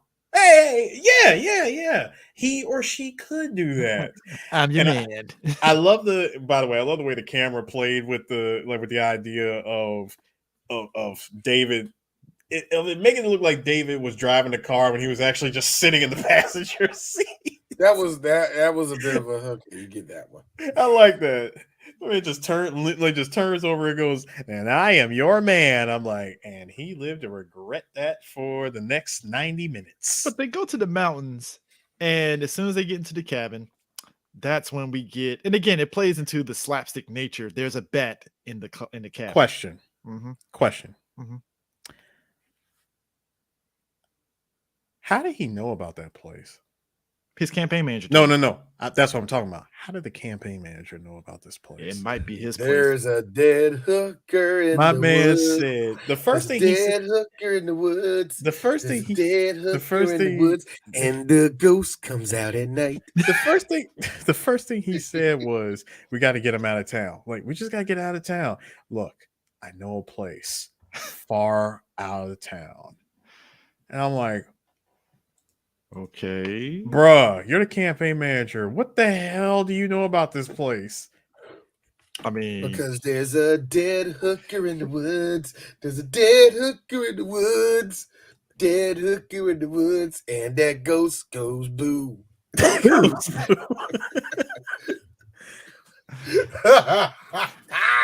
Anyway, but nah, like that whole thing of like they get there and there's a bat in there. I fucking hollered at that whole scene because it is It's not a bat. It's Ozzy Osbourne. oh my god, that type of bullshit. I like how after all of that, slapstick, the way they do it, they get a sheet and you just see the bat darting around like he's like, come on, let's get touch my hand. Come on. If this doesn't work, I'm sleeping in the car. Dude, him beating the shit out of his fucking head, like, he's kicking me. Why are you kicking me? He's gnawing into my skull. You're aggravating it. He threw the shit. No, the one that had me rolling, he was like, all right, I got an idea. We sit there and we turn off the lights. It'll confuse them. That's a moth, dumbass. No. Chris, you got that wrong. Hold on. He said, hold on, I got an idea. You hit the lights. I'll open the fridge. Bats are attracted to light. Right. They'll fly in the fridge. I close the door. End the story. It's like that's moths, you dumbass. Yeah, right. I knew that. I say this, the laundry room. He really made it sound like it was a good plan. All right, so I was in Cali at the time, right? And in the laundry room of the dorms, I was doing my clothes on Friday, right? So I'm walking towards the door of the laundry room, and I'm looking at the door, and I was like, "What's that thing on top of the dryer?" Right? And I'm thinking, all right, it might be somebody's clothes or whatever. I'm edging towards it, and I'm like, that doesn't look. Is that a bat? Son of a bitch! And the bat literally started flying around. I was like, "Fuck this shit!" And I fucking dived out of the fucking room. I was like, "Fuck this shit! I'm done." I'm sorry, y'all. I'm sorry. You gotta understand something. For Chris being taller than both me and D put together, and him having a black sheep moment like that, dude, I tripped, fell, and I crawled out of that. I was like, "Fuck this shit! I'm out!" Like this man dived out the room. Okay, I have two experiences with bats. First one. I used to have this one bat, no bullshit, slept in my window. Get the fuck out of here! You just serious? chilling? Wow. So much that there was a shit pile. Okay. No. Guavo, sir. It's guavo. Damn it, Chris, you beat me to it. The guano. Second one is the hilarious one. So, it's North Carolina. I don't know, sometime late 90s. I forgot when this happened. But around 4th of July, Roman candles. Lighting Roman candles. Doof, doof, doof. One goes up, hits a bat in midair, right? Falls to the ground. Just see a flame coming down, right? And we're laughing because we're like, what the fuck? We hit a bird. So we run over there, find out it's a bat. My cousin, being a fucking psychopath that he is like, man, that shit's all right, man. He ain't worried about motherfucking. He like, you worried about motherfucking bats and shit. And he lights the fucking another motherfucking Roman candle. He shoots it at the tree behind him. Bats. Whoa! We're like, ah! We just run. That whole scene, If you want to know where we were at, and you want to know where we're at, oh my God, we're country. A fucking cemetery. Don't ask questions while we're shooting fireworks in a cemetery. You're not country. Shut up. Don't judging me. It was funny because the bats got us out of there. I ain't never been in the cemetery ever in the rest of my life ever since then, because that was God scaring me. The whole sequence of events that happens when they get to that cabin is hilarious because they're out in the country. We already talked about this scene here. Fucking hilarious. Little roots. Little roots. Also, it being the Spanish subtitles just makes this scene even more fucking hilarious. It's giving me like Gracias, gracias. Now I want to watch Black Sheep in Spanish just to see that part. Oh God. But this scene here. So early in the movie, David Spade's character gets his car stolen by Gary Busey, Sergeant Savage. Yeah, and Savage. Yeah, great Savage. So he finds out where his car is, and we get a fucking hilarious ass scene where this happens and they're fighting. I like it because David Spade shows up. Like now, the reason why they're there is because they want to see. There's no TV, and internet is non-existent for the next 2 and 3.5 years. So they have to find a way to, So they say we got to find a TV. So Chris go, hey, I know a place that has a TV, and they go all the way up to the Gary Busey spot. He's like, of course you know this place. Now, David already's been up there. He already seen that he's up there because that's where his car is at. Because Gary Busey took that shit because, you know what, David Spade, you're a fucking dick. You are you are a fucking dick, nigga. Anyway, so they go in there, they see him on television, and David's like, I gotta go pee. So he leaves the little bus, and yeah, because it's a bus. It's not a house. It's a bus. That's the best part. Looks like nobody's home. Yeah, I met this guy. Nobody is home. So he goes out there to pee. Next thing you know, Gary Busey, with the intensity of 50,000 stars, shows the fuck up, saying, "Let me tell you something, boy. You on my property." Like, what makes it really funny? You're in the wrong area, soldier. What the hell are you doing in my perimeter? What makes it so great is that you're hearing peeing constantly through this whole constantly flowing, and during this 4.5 minute conversation. And I have to say, that is pretty sharp comedy because certain questions make it rush out more. Yeah. Like, oh no, man! God! My line from that was like, what the hell are you doing in my perimeter? Sir, I'm not a soldier, and I don't know if you read USA Today, but the war's over. You can move on, let it go. Who told you that? Charlie. I just talked to Charlie, and he's not mad at you anymore. So why don't we just stop playing Operation One of Us is Crazy and go our separate ways? Hey, a Rambo joke. I love it. So, and you're right. With each question, the flow goes even stronger. Which, I gotta be real. We talk so much about how guys bond. I love how it didn't even go into an extended fight. As soon as he body slammed on the table, they literally were in this pose. He's like, I'm Sergeant Savage. Mike Donnelly. You like Kung Fu? He's like, hey, do you like Bruce Lee movies? I got all of them on Laserdisc. Let me tell you something. Go back to that picture. That's a pure Gary Busey move. No. Let me tell you something about this pose right here. Gary Busey is in pure CQC mode. That's right. See, I learned close quarter combat when I was in the Marines back in 1945. Now, yeah, I know a lot of people say I was born in 1942. That's a lie. See, I'm actually eternal. I'm an eternal being that has come to Earth. I learned this from the great Solid Snake. You see, when Tiberius came to Earth, he made sure that all of his beings will be. Guys, because this movie took place in good old Seattle, I feel he came off the set of Surviving the Game and was like, "All right, Gary, take that fucking Davy Crockett shit off. Put this fucking Green I'm Beret shit sorry, on. Chris. That's it." I'm sorry, Chris.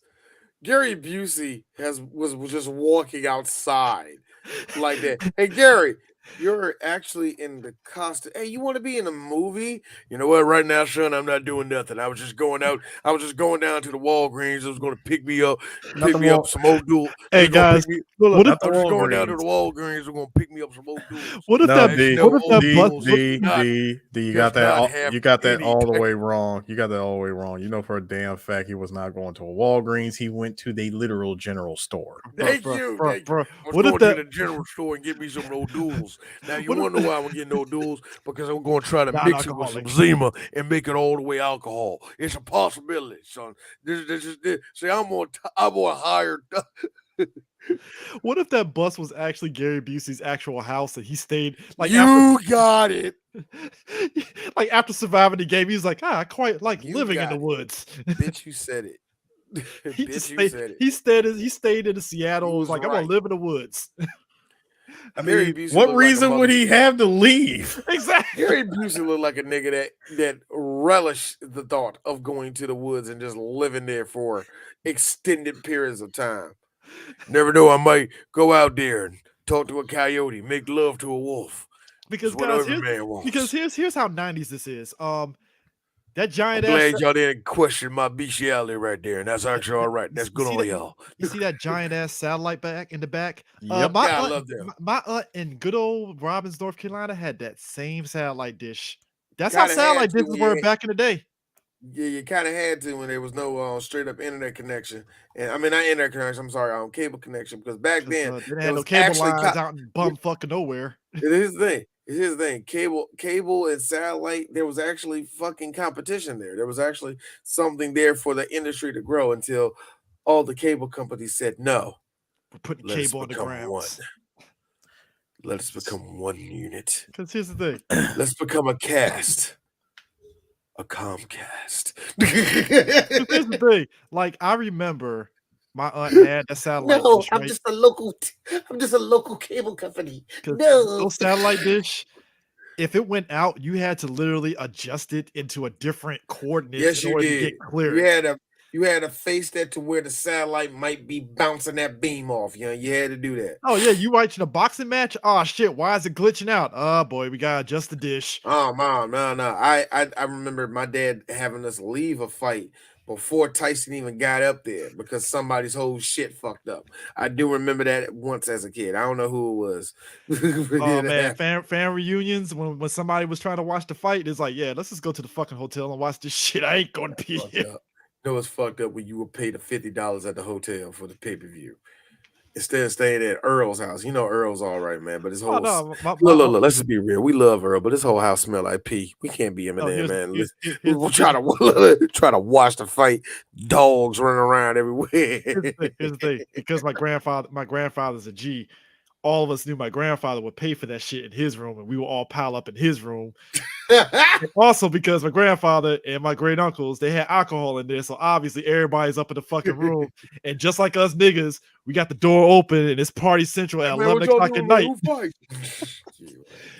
And we're not, So- bear in mind, we're in a Holiday Inn. There's white folks trying to get some sleep, and here us loud as fuck watching the fight and got the door wide open. Like, come on. Speaking of white folk, I like how white there are. I like how white central there are because when David Spade is trying to get a signal on that phone, no, not the do because there was no such thing as a cell tower until about Oh yeah, you had to 2002 put that over there. phone up in the air and get a signal and hope to God. Oh my God! Hope God throws a beam at that damn. Oh man, because He- Opie and them, he was like, "Hey, y'all going to the Opie convention?" It's a joke. First of all, it wasn't Opie and them. That was the Lost Boys. Man, that one of the Lost Boys. That was boom, boom, boom, boom, boom, The boom, straight boom, deliverance. Well, boom. they did play the song during that scene in a jokey way. Yeah, they did. Yeah, they did. I forgot they did do that. I I like how because every time when the car I like how every time Chris like ducks down, you just got Chris Farley. Yeah, look at him. no, when the car rolls by, they play that tune. David Spade going, "Oh, something tells me I want this car to just keep driving." Man, who knew that David Spade said the same thing? A lot of the girls that he was sexually assaulted. I don't know if that's true. That's me being funny. Nah, he That's me he being didn't funny. get me too because he still has a career, so he's fine. That's what I'm saying. You thought David Spade would have got me too. He's clean as a whistle. Yeah, man. I'm just saying, man. David Spade. It's because I did a movie with Chris Rock, with Kid Rock, wasn't it? It was a Kid Rock movie, isn't it? It wasn't Joe Dirt, dog. No, it was Joe Dirt. Let's be a man. It was Joe Dirt. I know. Bob with the bar, the Kid Rock story. Ball with the ball. The Kid Rock. It's early morning. It's early morning. Stone Pimp, the Kid Rock story. Fuck these black people. The Kid Rock story. American Badass. Fuck hip hop. Oh god. Nah, but like after Rich that boy problems. So after that whole thing with them watching the debates, and his brother is literally, even with her being like, "Yeah, hey, your dumbass brother out here fucking up," and everybody's like, "Ooh," and I like how let's just stick to the issues. I missed that when Americans saw this and they stuck to the issues and no speculative bullshit ever. Yeah, I like you miss said, when the that internet, never the happened in internet was. politics in America. Well, you remember, yeah, the internet was still in 56K AOL era, so information wasn't abundant, so you had to. I wouldn't even say that though, Chris. I think memes were non-existent, and also just real talk, man. As mankind keep going forward, the more gullible we all gonna fucking be. You know what I mean? We're just gonna be gullible. But he's right. He was like, yeah, he did what it would work today, and I did like that moment when he was like, yeah, my brother fucks up, but you know what? I love my brother. But let's stick to the issues, guys. Like, yeah, man. What I liked was how he flipped it. He flipped the whole thing on the rest. Not even just from saying let's stick to the issues. I remember he said, yes, my brother has some problems, but you know what brother doesn't? You know, similar to how Governor Tracy promised to help people with help people with issues about 6 years ago. Oh. I'm sorry. Chill. Hey, Mike Donnelly with the lone tear, like, get him out. Get him out. Talking about my brother. I can hear I can hear Al, and I can see Al Donnelly doing this. Like everybody trying to get on his side, reacting one way.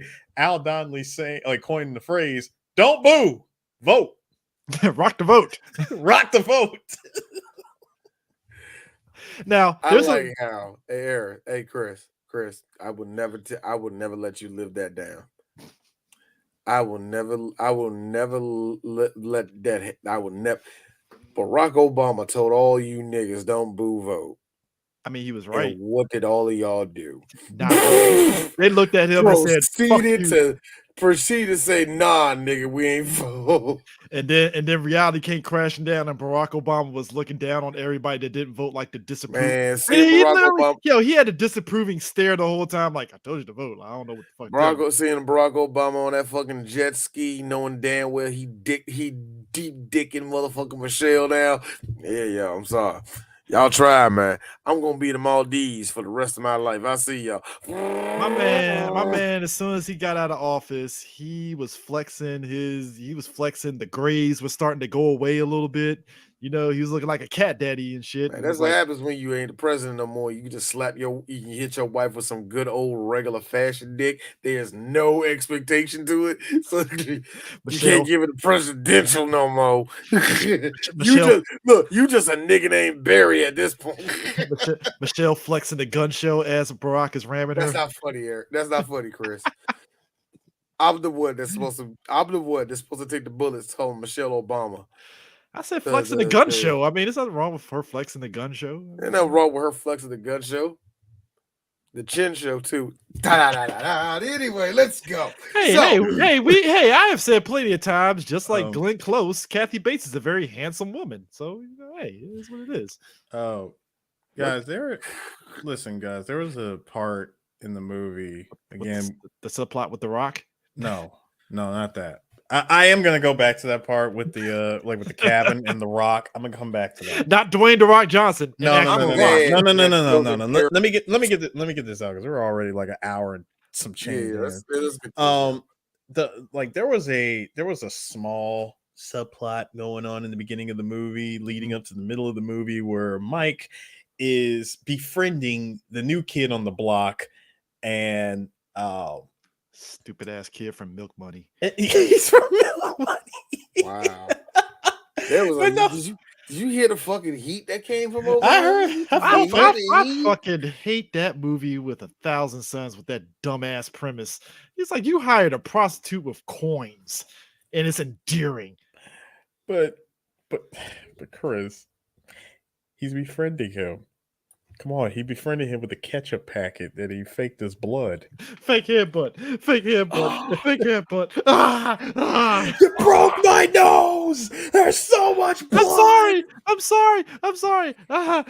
Ketchup packet. So I remember he made. Let's get out of here. Let's smoke 1994 marijuana. 96 marijuana. Now hold on. If you remember early in the movie, because he knew that he had a hell of a throwing arm, right? Future quarterback over here, and he says, "Hey, I want me and you every day working on your game." Promises, because he never did see him. That kid would grow up to become Thomas Brady. So I'm gonna kill everybody. That's terrible. Fuck the NFL. So when they were hiding out in the woods, you killed Chris. I know I did. He's high. No, because Don't come to school tomorrow, James. Wait, hold on. You want to know the best part about everything that D is doing? I'm gonna mention something in just a moment. First of all, he tries to call his grandmother, and he's asking for him. Can't get a hold of him. When he took a trip out to the Rock the Vote event, there was a deleted scene where he comes across some kids. Again, they were smoking weed. They were getting high at the event, and he runs into that kid, Scott. And he was like, "Scott, I was trying to get a hold of you." He's like, "Man, forget it." He's like, "I don't want to be bothered with you. I'm going to go hang out with my new friends and smoke some pot and listen to Kurt Cobain." Yeah, that was an actual deleted scene where he runs into Scott. For real, but the whole subplot with The Rock was just no. I'm getting to that. But that was I just wanted to mention that because that was like a subplot that was going on in this story. It is a subplot that kind of goes nowhere because it doesn't show no, up. It really goes. Very, very end. It really goes nowhere when you watch the the regular cut of it. Because if you've never seen any of the deleted scenes, you wouldn't even know where the hell that plot went.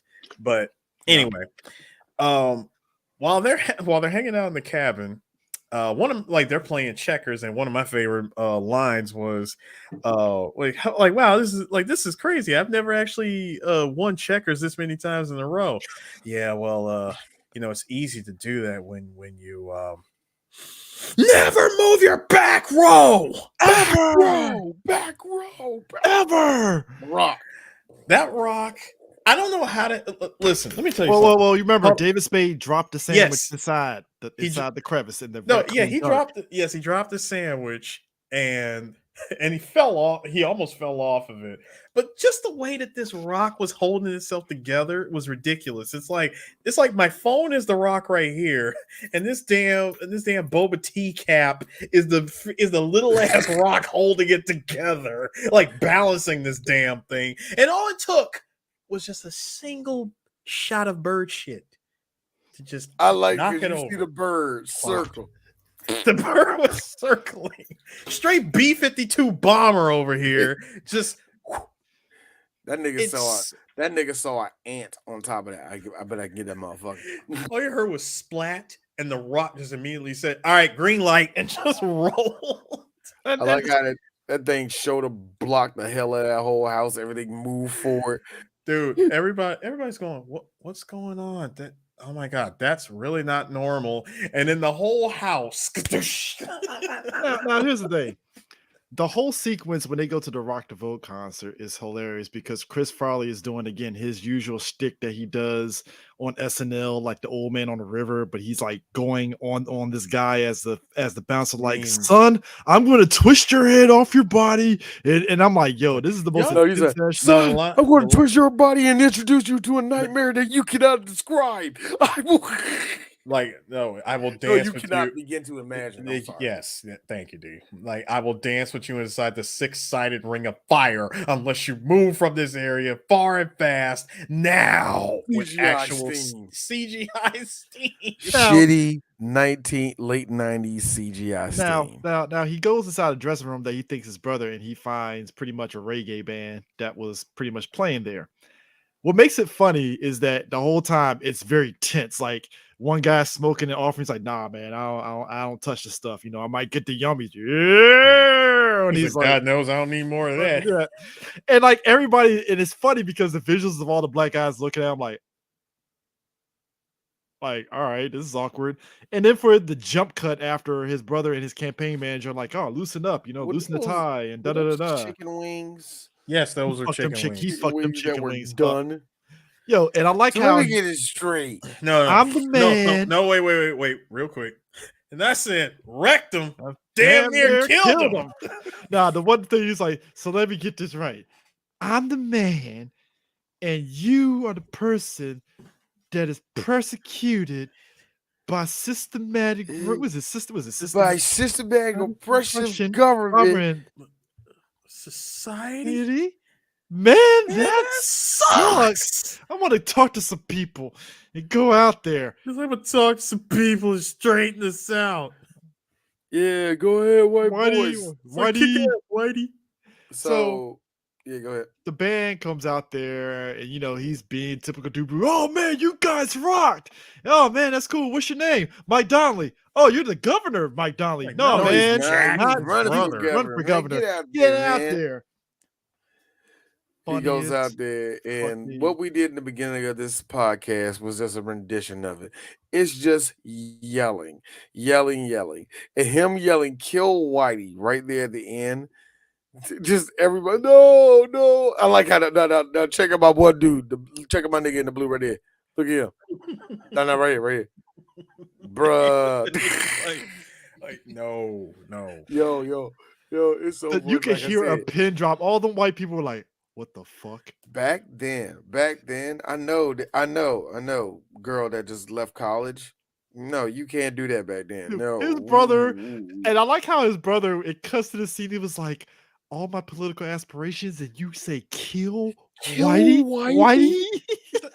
I can't believe you're making me ask this. Like, are you intentionally trying to screw things up for me? What is this? Do you want me to lose? No, David Spade immediately in the morning. Are you or are you not Black Angel of Death?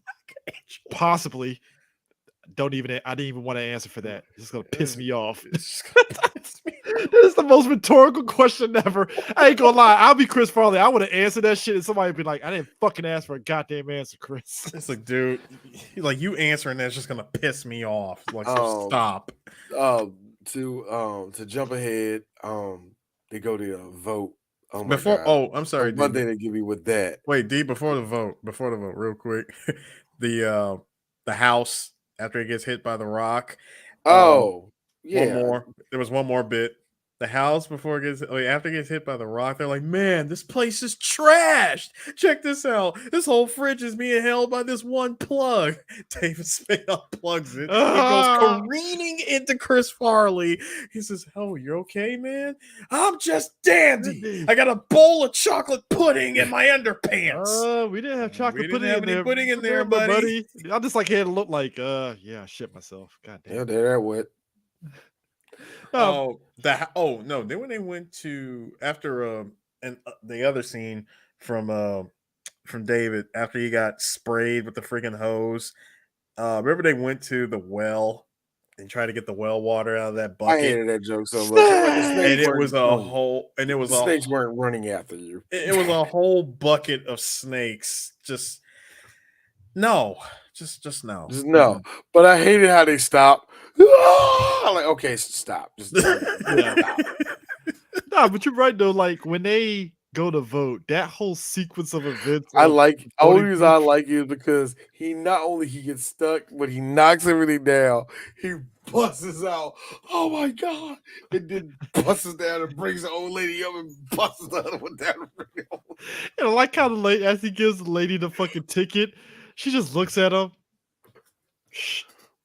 Snatches it away, like rip here. Here's your ticket. Like he walks up to David Spade. Who'd you vote for? Now here's You know what I so would have said at the end of that if I was Chris Farley? Walk up to David Spade. Democracy. now the whole sequence of events here is where it gets it. So basically, long story short, the governor steals the election by basically adding votes from people who are already dead, cemetery or people recent dead, and adding it to the vote count. So say if there's 1,500 people total in one county, somehow it totals out to 1,800 votes total.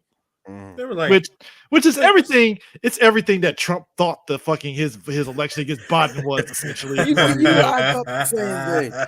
I was thinking to myself, like, I know Trump really thought like we're gonna look at it. It's gonna be this, that, or the other. And the best thing I liked about it, there was no cheating. Actually, there was cheating. There was only one little thing of cheating, but it got found out very, very quickly. It was equivalent. It got found out 20 votes were pretty much null and void, but it made no fucking difference. But you know what made it so funny though? And who were those votes for? Actually, they weren't for you. They were for Joe Biden. So somebody was cheating for you.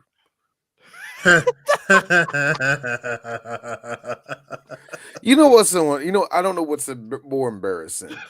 That you're trying to say that the other side was cheating and there's no proof, or when there's something found, it's like, yeah, I told you somebody was cheating. It was somebody trying to make you win. Oh shit.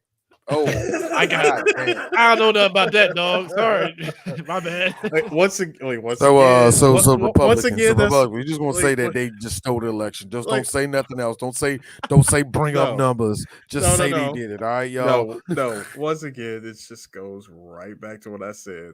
Motherfucker, just take the L. Apparently, it was enough for Ashley Babbitt to get on a fucking people plane. That takes L's. The only people that takes L's are lesbians. And people that don't have money, which is everybody, and not me. Ashley Babbitt rolled in there and said, "YOLO." You know what, Chris? She read no. I'm continuing to say her name. No. I'm gonna say something that's equally fucked up. I mean, look, that's Chris. This is funny. Chris. I'm gonna say something that's equally fucked up. She ran in there on Contra rules. I mean, she really did. Except the nigga with the gun said, "Fuck your Contra code."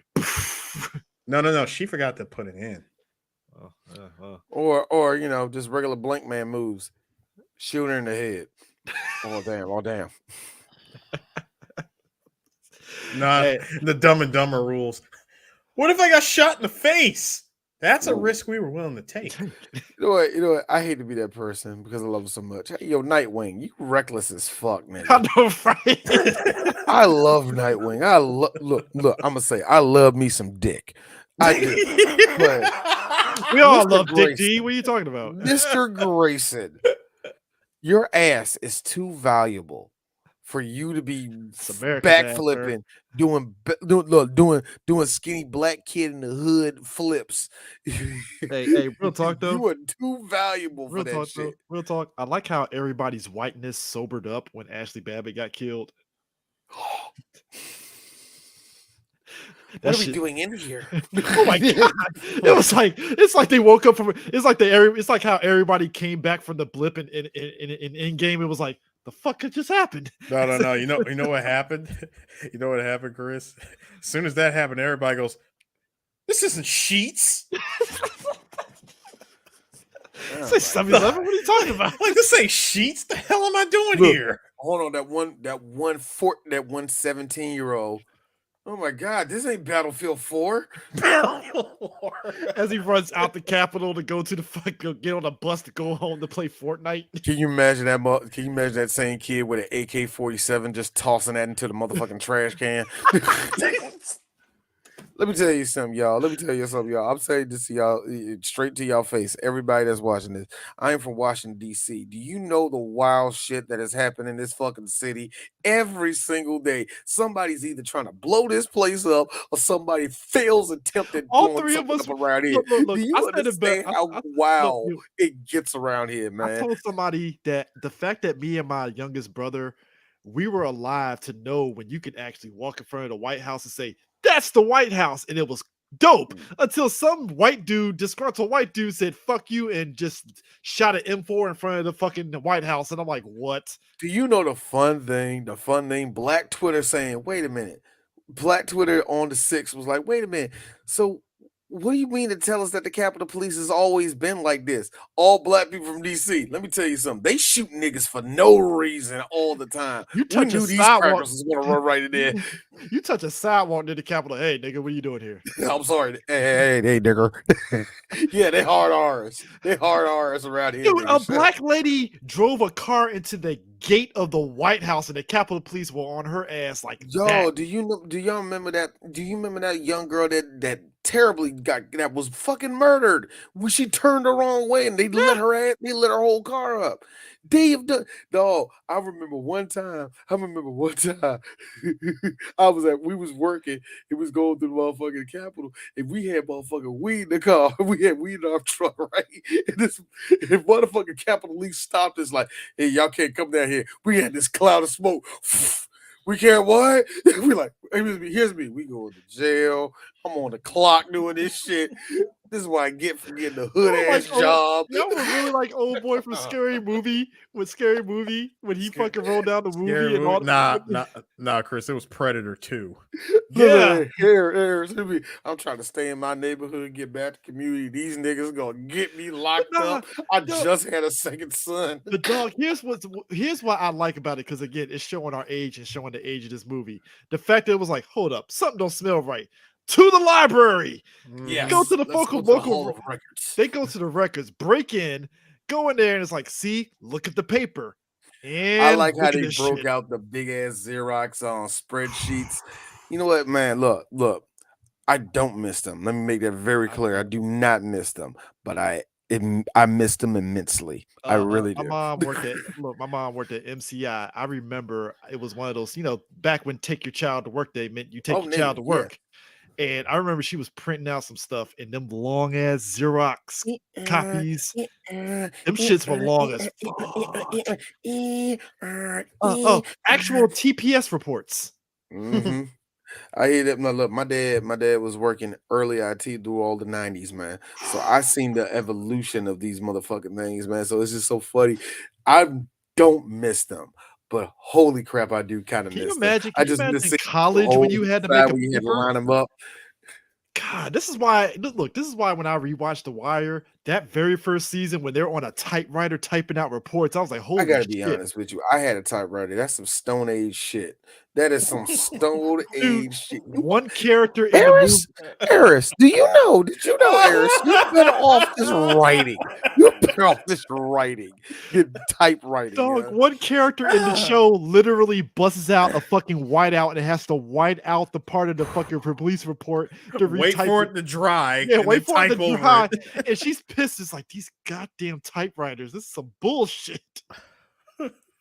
Yo, he literally grabs a whole book of records and was like, this is our proof, which makes the governor's plan so fucked up, because I'm like, you didn't plan for somebody to look at the records? Like, and not only that, it was so easily foiled by the motherfucker that clearly dropped out of high school in the 9th grade. That tells you something. Hey, he got his GED, I think.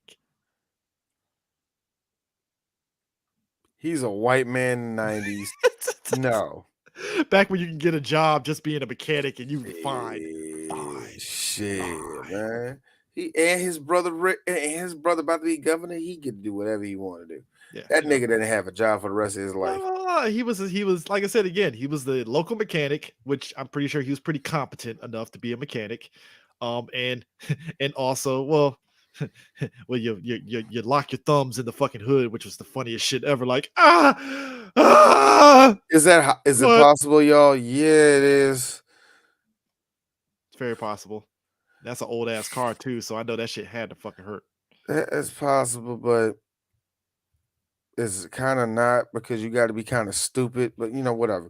But the point is, they're about to get in the car, and he's like, "Nothing can stop us now." Chirp, chirp. And I like how David Spade the whole time is like, all right, guess he didn't get it. So that's when their cop buddy gives him the cop car that has the double NOS, and he's driving it, and he's like, "Hey, don't use the tape deck; it goes in and out." And what do? Play the tape deck, and it's the funniest shit ever because you get this face. The thing I like about it though, the thing I like, so the NOS, the old NOS logo, seen it? I mean, not the old one. It's still the same logo that NOS has. It's not an energy drink, sir. Yeah, I'm gonna say it's still the same damn NOS logo. Get your Starburst flavored NOS drink. I know. You just made my. Do you know you just It's made not my? good. Nigga, Side note, you it's not good. It really isn't good. No. You know what my liver just did when you said that? Ugh. I got diabetes Give looking me at the can. gasoline, D. Jesus, don't do that to me. Nah, they go through a construction site and he's on the fucking loudspeaker. All right, folks, move out the way. Cop coming through.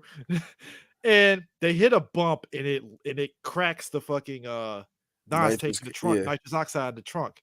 And they're in there, and all of a sudden they're getting high. Funniest shit ever because this shit here, like Roads.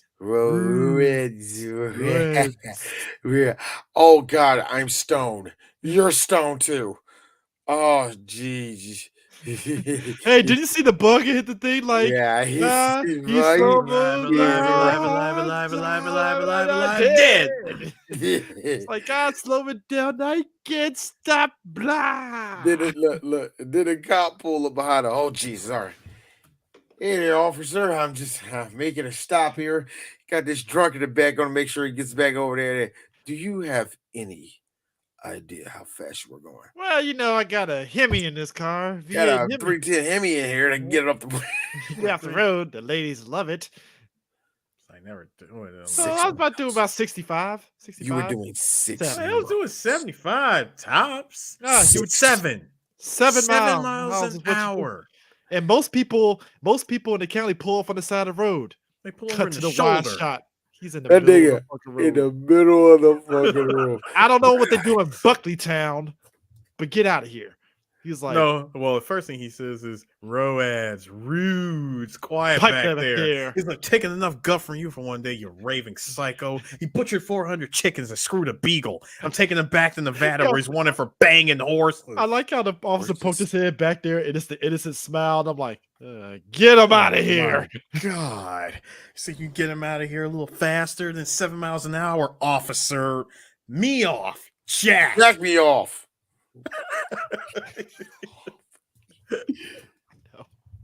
All right, get out of here. They like, oh man, I didn't think you get away with it, man. I didn't think I could get away with it either. Oh jeez. Like, let's see how much NOS is left in here. Bro, they were getting high off of the nitrous oxide. So they finally get to the mayor. She's in Seattle at the governor's mansion, and she's doing her speech. And that's when I'm sorry. I hate to be a nerd. It wasn't Seattle. It had to be like Helena or like Tacoma. It probably was Helena. It could, like I said, it had to be Tacoma or what's the face. But they had to put the capital in there, like Seattle. Real quick, guys. Would you like some good old Northwest racism? Cool. All right. The party after she got utterly embarrassed by Al Donnelly. Hey, sister. That part. Yeah. So she sees her son. She sees her son dancing with with a woman. It's very innocent, very cute looking. D knows where I'm going with this. Getting sleepy. Good night. Take home. Put in bed. Bro, everybody came to her and she's like, "Oh, she's totally legal. I have all of her papers and I pay her taxes. Very good, but no speaker. No speaker English." Hey, White people still do that, y'all. They really do. Yeah. In fact, there's a little video. Hold on, there's a video series. Indeed, there's a video series on YouTube from Reckless Tortuga called "Racism in America." They still do it today. No, they don't make those videos anymore. But No. No. I'm talking about racism. yeah, Only 14 people know about Reckless Tortuga to Eris. You know that. Nah, Well, if we're gonna age ourselves, look, it's like this. They did it to themselves. so let's be Of real. course. If we want to age ourselves, that's when we had aspirations when YouTube was still in the Wild Wild West, and we thought we can get a piece of that Wild Wild West YouTube money, and it I didn't really thought that exactly little work out. nigga was going to last forever until he started making all those angry gamer junks. I really thought he was going to last forever. Didn't he just The parlayed? online- Comedy zapped on that one real quick because the first video was funny. The second was like, and the third one, okay, this is stupid. Okay, now there's a series of this shit. bruh, it became a long-standing series for about a good 6 years. Who And was he- laughing? and- Look. I know you want to say a bunch of people. No, seriously. Who the fuck was laughing? Who was laughing? Huh. Who was laughing, nigga? I mean, Anyway. I mostly laughed at the characters around him, not so Yeah. much Right. him. Yeah, I mean, and credit to him, he kind of parlayed that into doing writing stuff in Hollywood. So credit to him. Yeah, But shout outs to Eric Pumphrey. I like the fact that when they get there, obviously Mike can't do anything without fucking up because you get shit like this. You know what? That shot right there. This is as close as we were gonna get to the movie's cover photo. Bruh, this shit is fucking hilarious because it's like, Black sheep. yeah, so you have this happening. So at this point, the mayor is giving her speech, and all of a sudden she sees a fat dude on there. And she's like, "What the hell?" And It's like, I proudly say to all of you, holy shit! And everybody's like, dude's all This is doing the the S word. usual, the fat man shtick, and all of a sudden he crashes down, hits the ground hard, which I'm like, any person in real life would be dead if you hit the shit that hard. But at any rate, he gets on stage and he's getting his boy up there. He puts a gun on there. Gun to I his like it head. because like, I'm all right. Like, he just grabs a cop's gun, put his name, said, I'm gonna shoot him. I'm gonna kill him back. I have kids, Billy and Sandy. Shut up.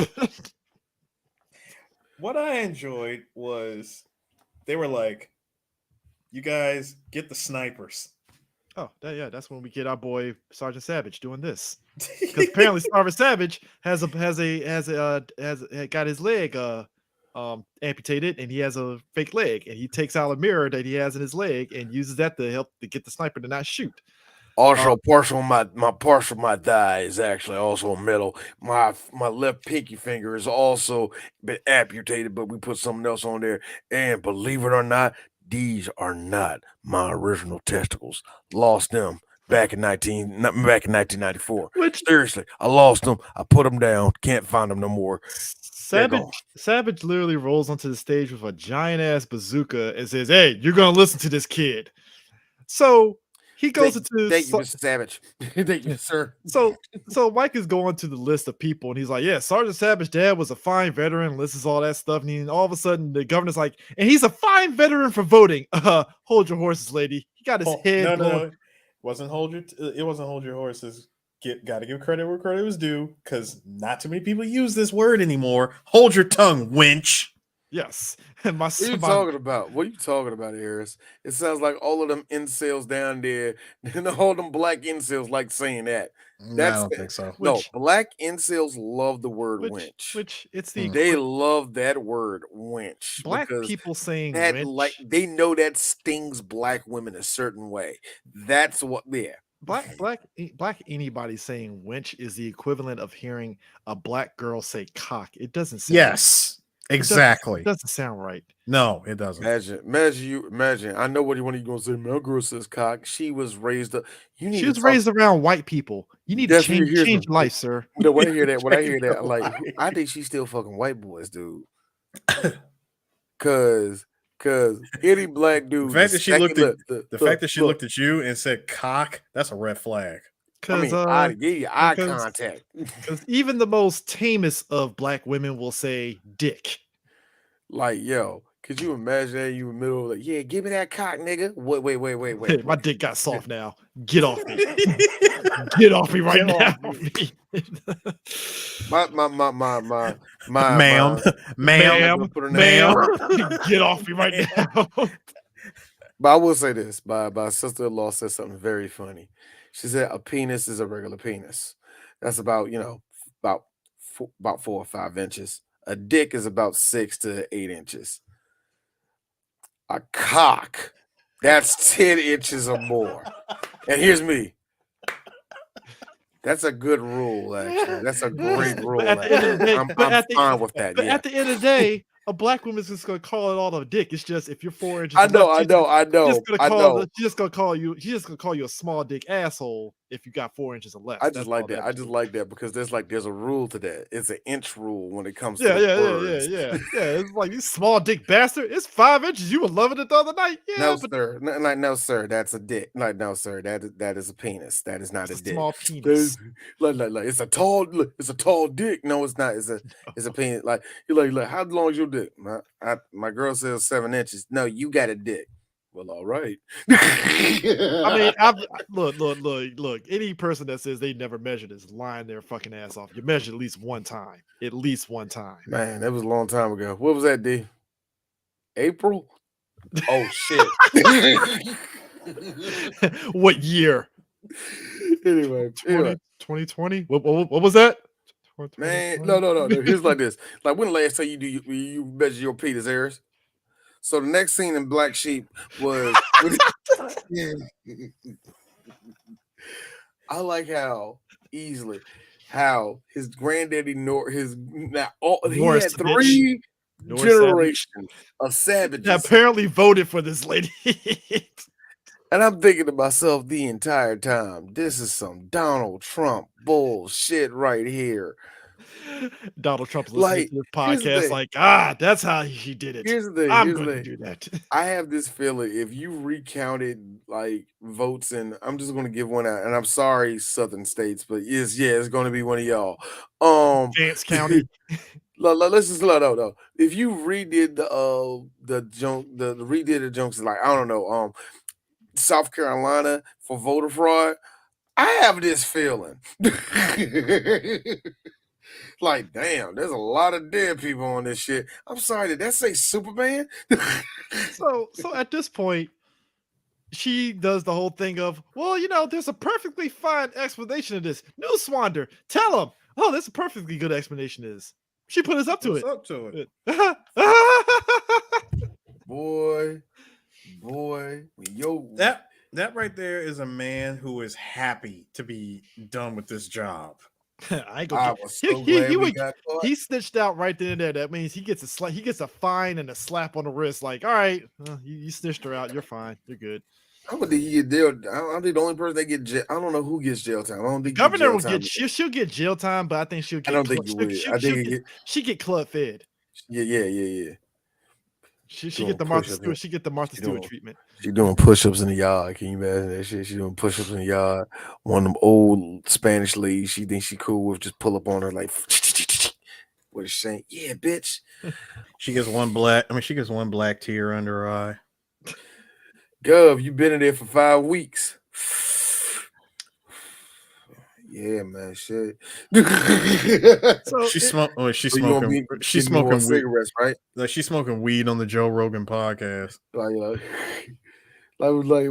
So what? So you're gonna have to tell me, because it's Joe Rogan, and he got to put his whole fucking mouth on the fucking mic like this. So you're gonna have to tell me, like, what happened in there? Did you like get in the game? Hold on. Jamie, Jamie, pull that up. Pull up the fact that she was in the game. Yeah, show that. So we end the scene with Sergeant Savage trying to raise up Mike, and he's like, "Oh, you're a big fella," and then all of a sudden he crashes down to the mayor, and the podium is on his leg, and it looks like he's basically humping her, and everybody's laughing and stuff. So we finally get to the end, and I gotta admit, it's the funniest scene ever because in typical Chris Farley fashion, his jacket gets caught on the plane. He's like, "Come on, guys! No!" Let's be cruising that shit. Let's be real. That was at the top of the list. No. That's it. I mean, that shit was beaten out by the ending to Beverly Hills Cop. Yeah. I mean, sorry, Beverly Hills Ninja. Stupid me. Now here's the thing about this. Now here's the kicker about this movie. Chris Farley was contractually obligated to do this movie. So he had to do it. So what happened was around the same time, he was offered $3 million to do Cable Guy. He was supposed to be the Jim Carrey character. And what happened was it got greenlit. And the thing of it is, there was no script written. Chris was basically like, I will only do the movie if David Spade approves of the script.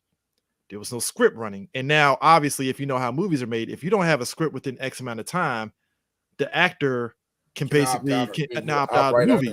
Yeah. So according to David Wolf, he wrote the script for this movie in 45 days. Okay. Which you could tell from the movie based on the structure of it. Yeah, I could see him cranking that shit out. There's no real. So let me get this right. So he wrote that movie in 45 days thinking it would get Chris Farley back. Basically, it was like he wrote the script, and it was essentially if David didn't like the script, Chris was going to do Cable Guy. So what happened was David read the script, he actually liked it, and that's how they managed to get Chris back in. So Chris had to do the movie because there was no script for Cable Guy, and he got the script for this out first. Yep, he ended up doing this movie. That's what I think that means. Yeah, that sounds like some shit that happens in Hollywood all the time. Actually, could you now hold on? Could you imagine in Earth 83, New 52, Chris Farley doing Cable Guy instead of Jim Carrey? I will tell you this. It would have been a different speed for Chris Farley, which would have been really good for him. Because there's not that much physical comedy. If none in it, if any physical comedy would have came from Chris himself. But it probably would have been a different speed for him. I don't know if it would have been him and David Spade in or around like that. Let's just assume it's still. I would imagine the character that what is it? The guy's Cable who he comes to do. Broderick. Yeah, Matthew Broderick. That would have probably been David Spade. Let's just go ahead and just assume it's still Matthew Broderick. How different would the movie would have been? Would have been a different connection. I will say this. It ain't Chris I need to worry about in that situation. How different Jim Carrey's career would have been if he never did Cable Guy. That's a better question. So, I think he would have been all right because he did The Mask at that point. But the kicker about this, true. But I felt like the Cable Guy kind of extended him a little bit longer than I think he would have faded away after The Mask. But the kicker about this too is that the only reason why also Black Sheep was happening was that Paramount, they really did. Okay, so when Tommy Boy came out, Paramount didn't really promote Tommy Boy like that. So when it made a lot of fucking money at the box office, they wanted to cash in on that shit, and that's why Black Sheep came out the way it came out, because they were trying to cash in on that Chris Farley, David Spade pairing, which buddy comedy, which kind of is the reason why he didn't go into Cable Guy, and he was also supposed to be the Randy Quaid character in Kingpin. Really? Mm-hmm. So yeah, man, that is true, man. Chris really did have a lot of stuff that was actually up to him at that time, man. Yeah, I didn't really realize that. Yeah, and the thing of it is too, and again, Chris Farley and David Spade, they had a little bit of tension. There was some backstories between them. They kind of had tension in terms of the comedy direction. Even the director was beefing with David Spade in this movie because of the comedy direction. Because both of them were in Black Sheep. Yeah, interesting. I didn't even know. And I think it's because of the way the script was written. Because he cracked it out in 45 days, so the script was probably drink as fuck. But real talk, you really can't tell, like just from watching the movie. I mean, I get it, editing, but just from the way that the movie plays out, you wouldn't even think that there was anything going on between Chris and David. Like you couldn't tell that there was any tension. Yeah. Because honestly, you look at this movie and then look at Tommy Boy, and I go, okay, so these two just did 2 movies together. Yeah, and I mean it was also the direction of Chris Farley with this movie. He wanted to do some dramatic aspects, which is why like you see those scenes with him and his brother, because he didn't want to just make it another slapstick shit the whole way, and he wanted to actually put some like dramatic aspects in the movie. And the other big reason why you would want to leave Paramount because, and I'm looking at it because it's something I always knew, but I'm just looking at it now and I'm getting pure. Yeah, yeah. It will be until shit. Yo, you serious? Let's all right, MacGruber then. MacGruber was all right. It will be until MacGruber, where every SNL project that came from Lauren Michaels went straight to Paramount Pictures. It was under Viacom at the time. So yeah, Mhm. so yeah, I had God. Was it MacGruber? What It about was Baby Mama? no, it was MacGruber. No, Baby Mama. Actually, Mm. Baby Mama was in 2008. That was the first SNL movie No, Hot Rod. after that. And Hot Rod, no, Hot Rod's No, on the no, Paramount. no. Oh, okay, okay. I see what Hot you're saying. Rod's in the Yeah, Paramount. I see what you're saying. I see what you're That's what I'm saying. saying. So everyone came out from Paramount until then. So leaving Paramount is leaving that structure of SNL and leaving your friends actually. So hell yeah, Chris Farley was probably ready to branch out at that time. You know what I mean? Yeah. And when you even look at the last few movies that he was in, he was still around people he knew outside of that Lewis and Clark movie he did. He Yeah, Oh, was you still talking about around almost Almost famous. Heroes? Almost Heroes. I couldn't remember the name Yeah. of it. Thank you. But yeah, outside of that, he was still around people that he were kind of with already, huh? Yeah. Like so, yeah. I And totally get that. Yeah. and it's a shame too because had he still been around and he did that movie, he finally would have been able to break out and do other stuff. I Yeah. mean, and that's the thing too, because it makes you wonder how different would Cable Guy be if he was in that movie? Like I said, How different would Kingpin be when he's bouncing off of Woody Harrelson? yeah, Imagine, actually, yeah. and with him trying to be dramatic, imagine him taking the plunge and doing it first, and him doing Truman Show. Or, and I'm just gonna put this out here too. I don't think he would get Truman Show, but I No, will I mean, put but this. think about it. Him trying to be dramatic. Well, dramatic. You just all right, cool. But yeah, I guess I don't know. I don't know. I don't know. Who knows? He probably would have crushed it. You know what I mean? Is because I have no inkling outside of well, I'm stupid, but I care. I don't know what else you can do outside of that when it comes to drama, when it comes to Chris Farley. Oh, you So guys are right. who knows? You guys are right because he actually does have uncredited stunts in this movie too. Yeah, So like I Yeah. said, he like so and that's another thing. How would it different have been if he left I mean, he did doing stunts in physical Beverly Hills comedy like Ninja. that? Yeah, he did. Doing physical comedy like that really takes a toll on you. Yeah, that actually doesn't help the drug problem either. On You know top of what the I mean? drugs and the drinking, and That Mm-hmm. don't help yeah, nothing. Trust me, man. Doing any of that much, it no, it numbs the don't. pain to be sure, but It numbs But the pain, but it definitely doesn't numb his depression.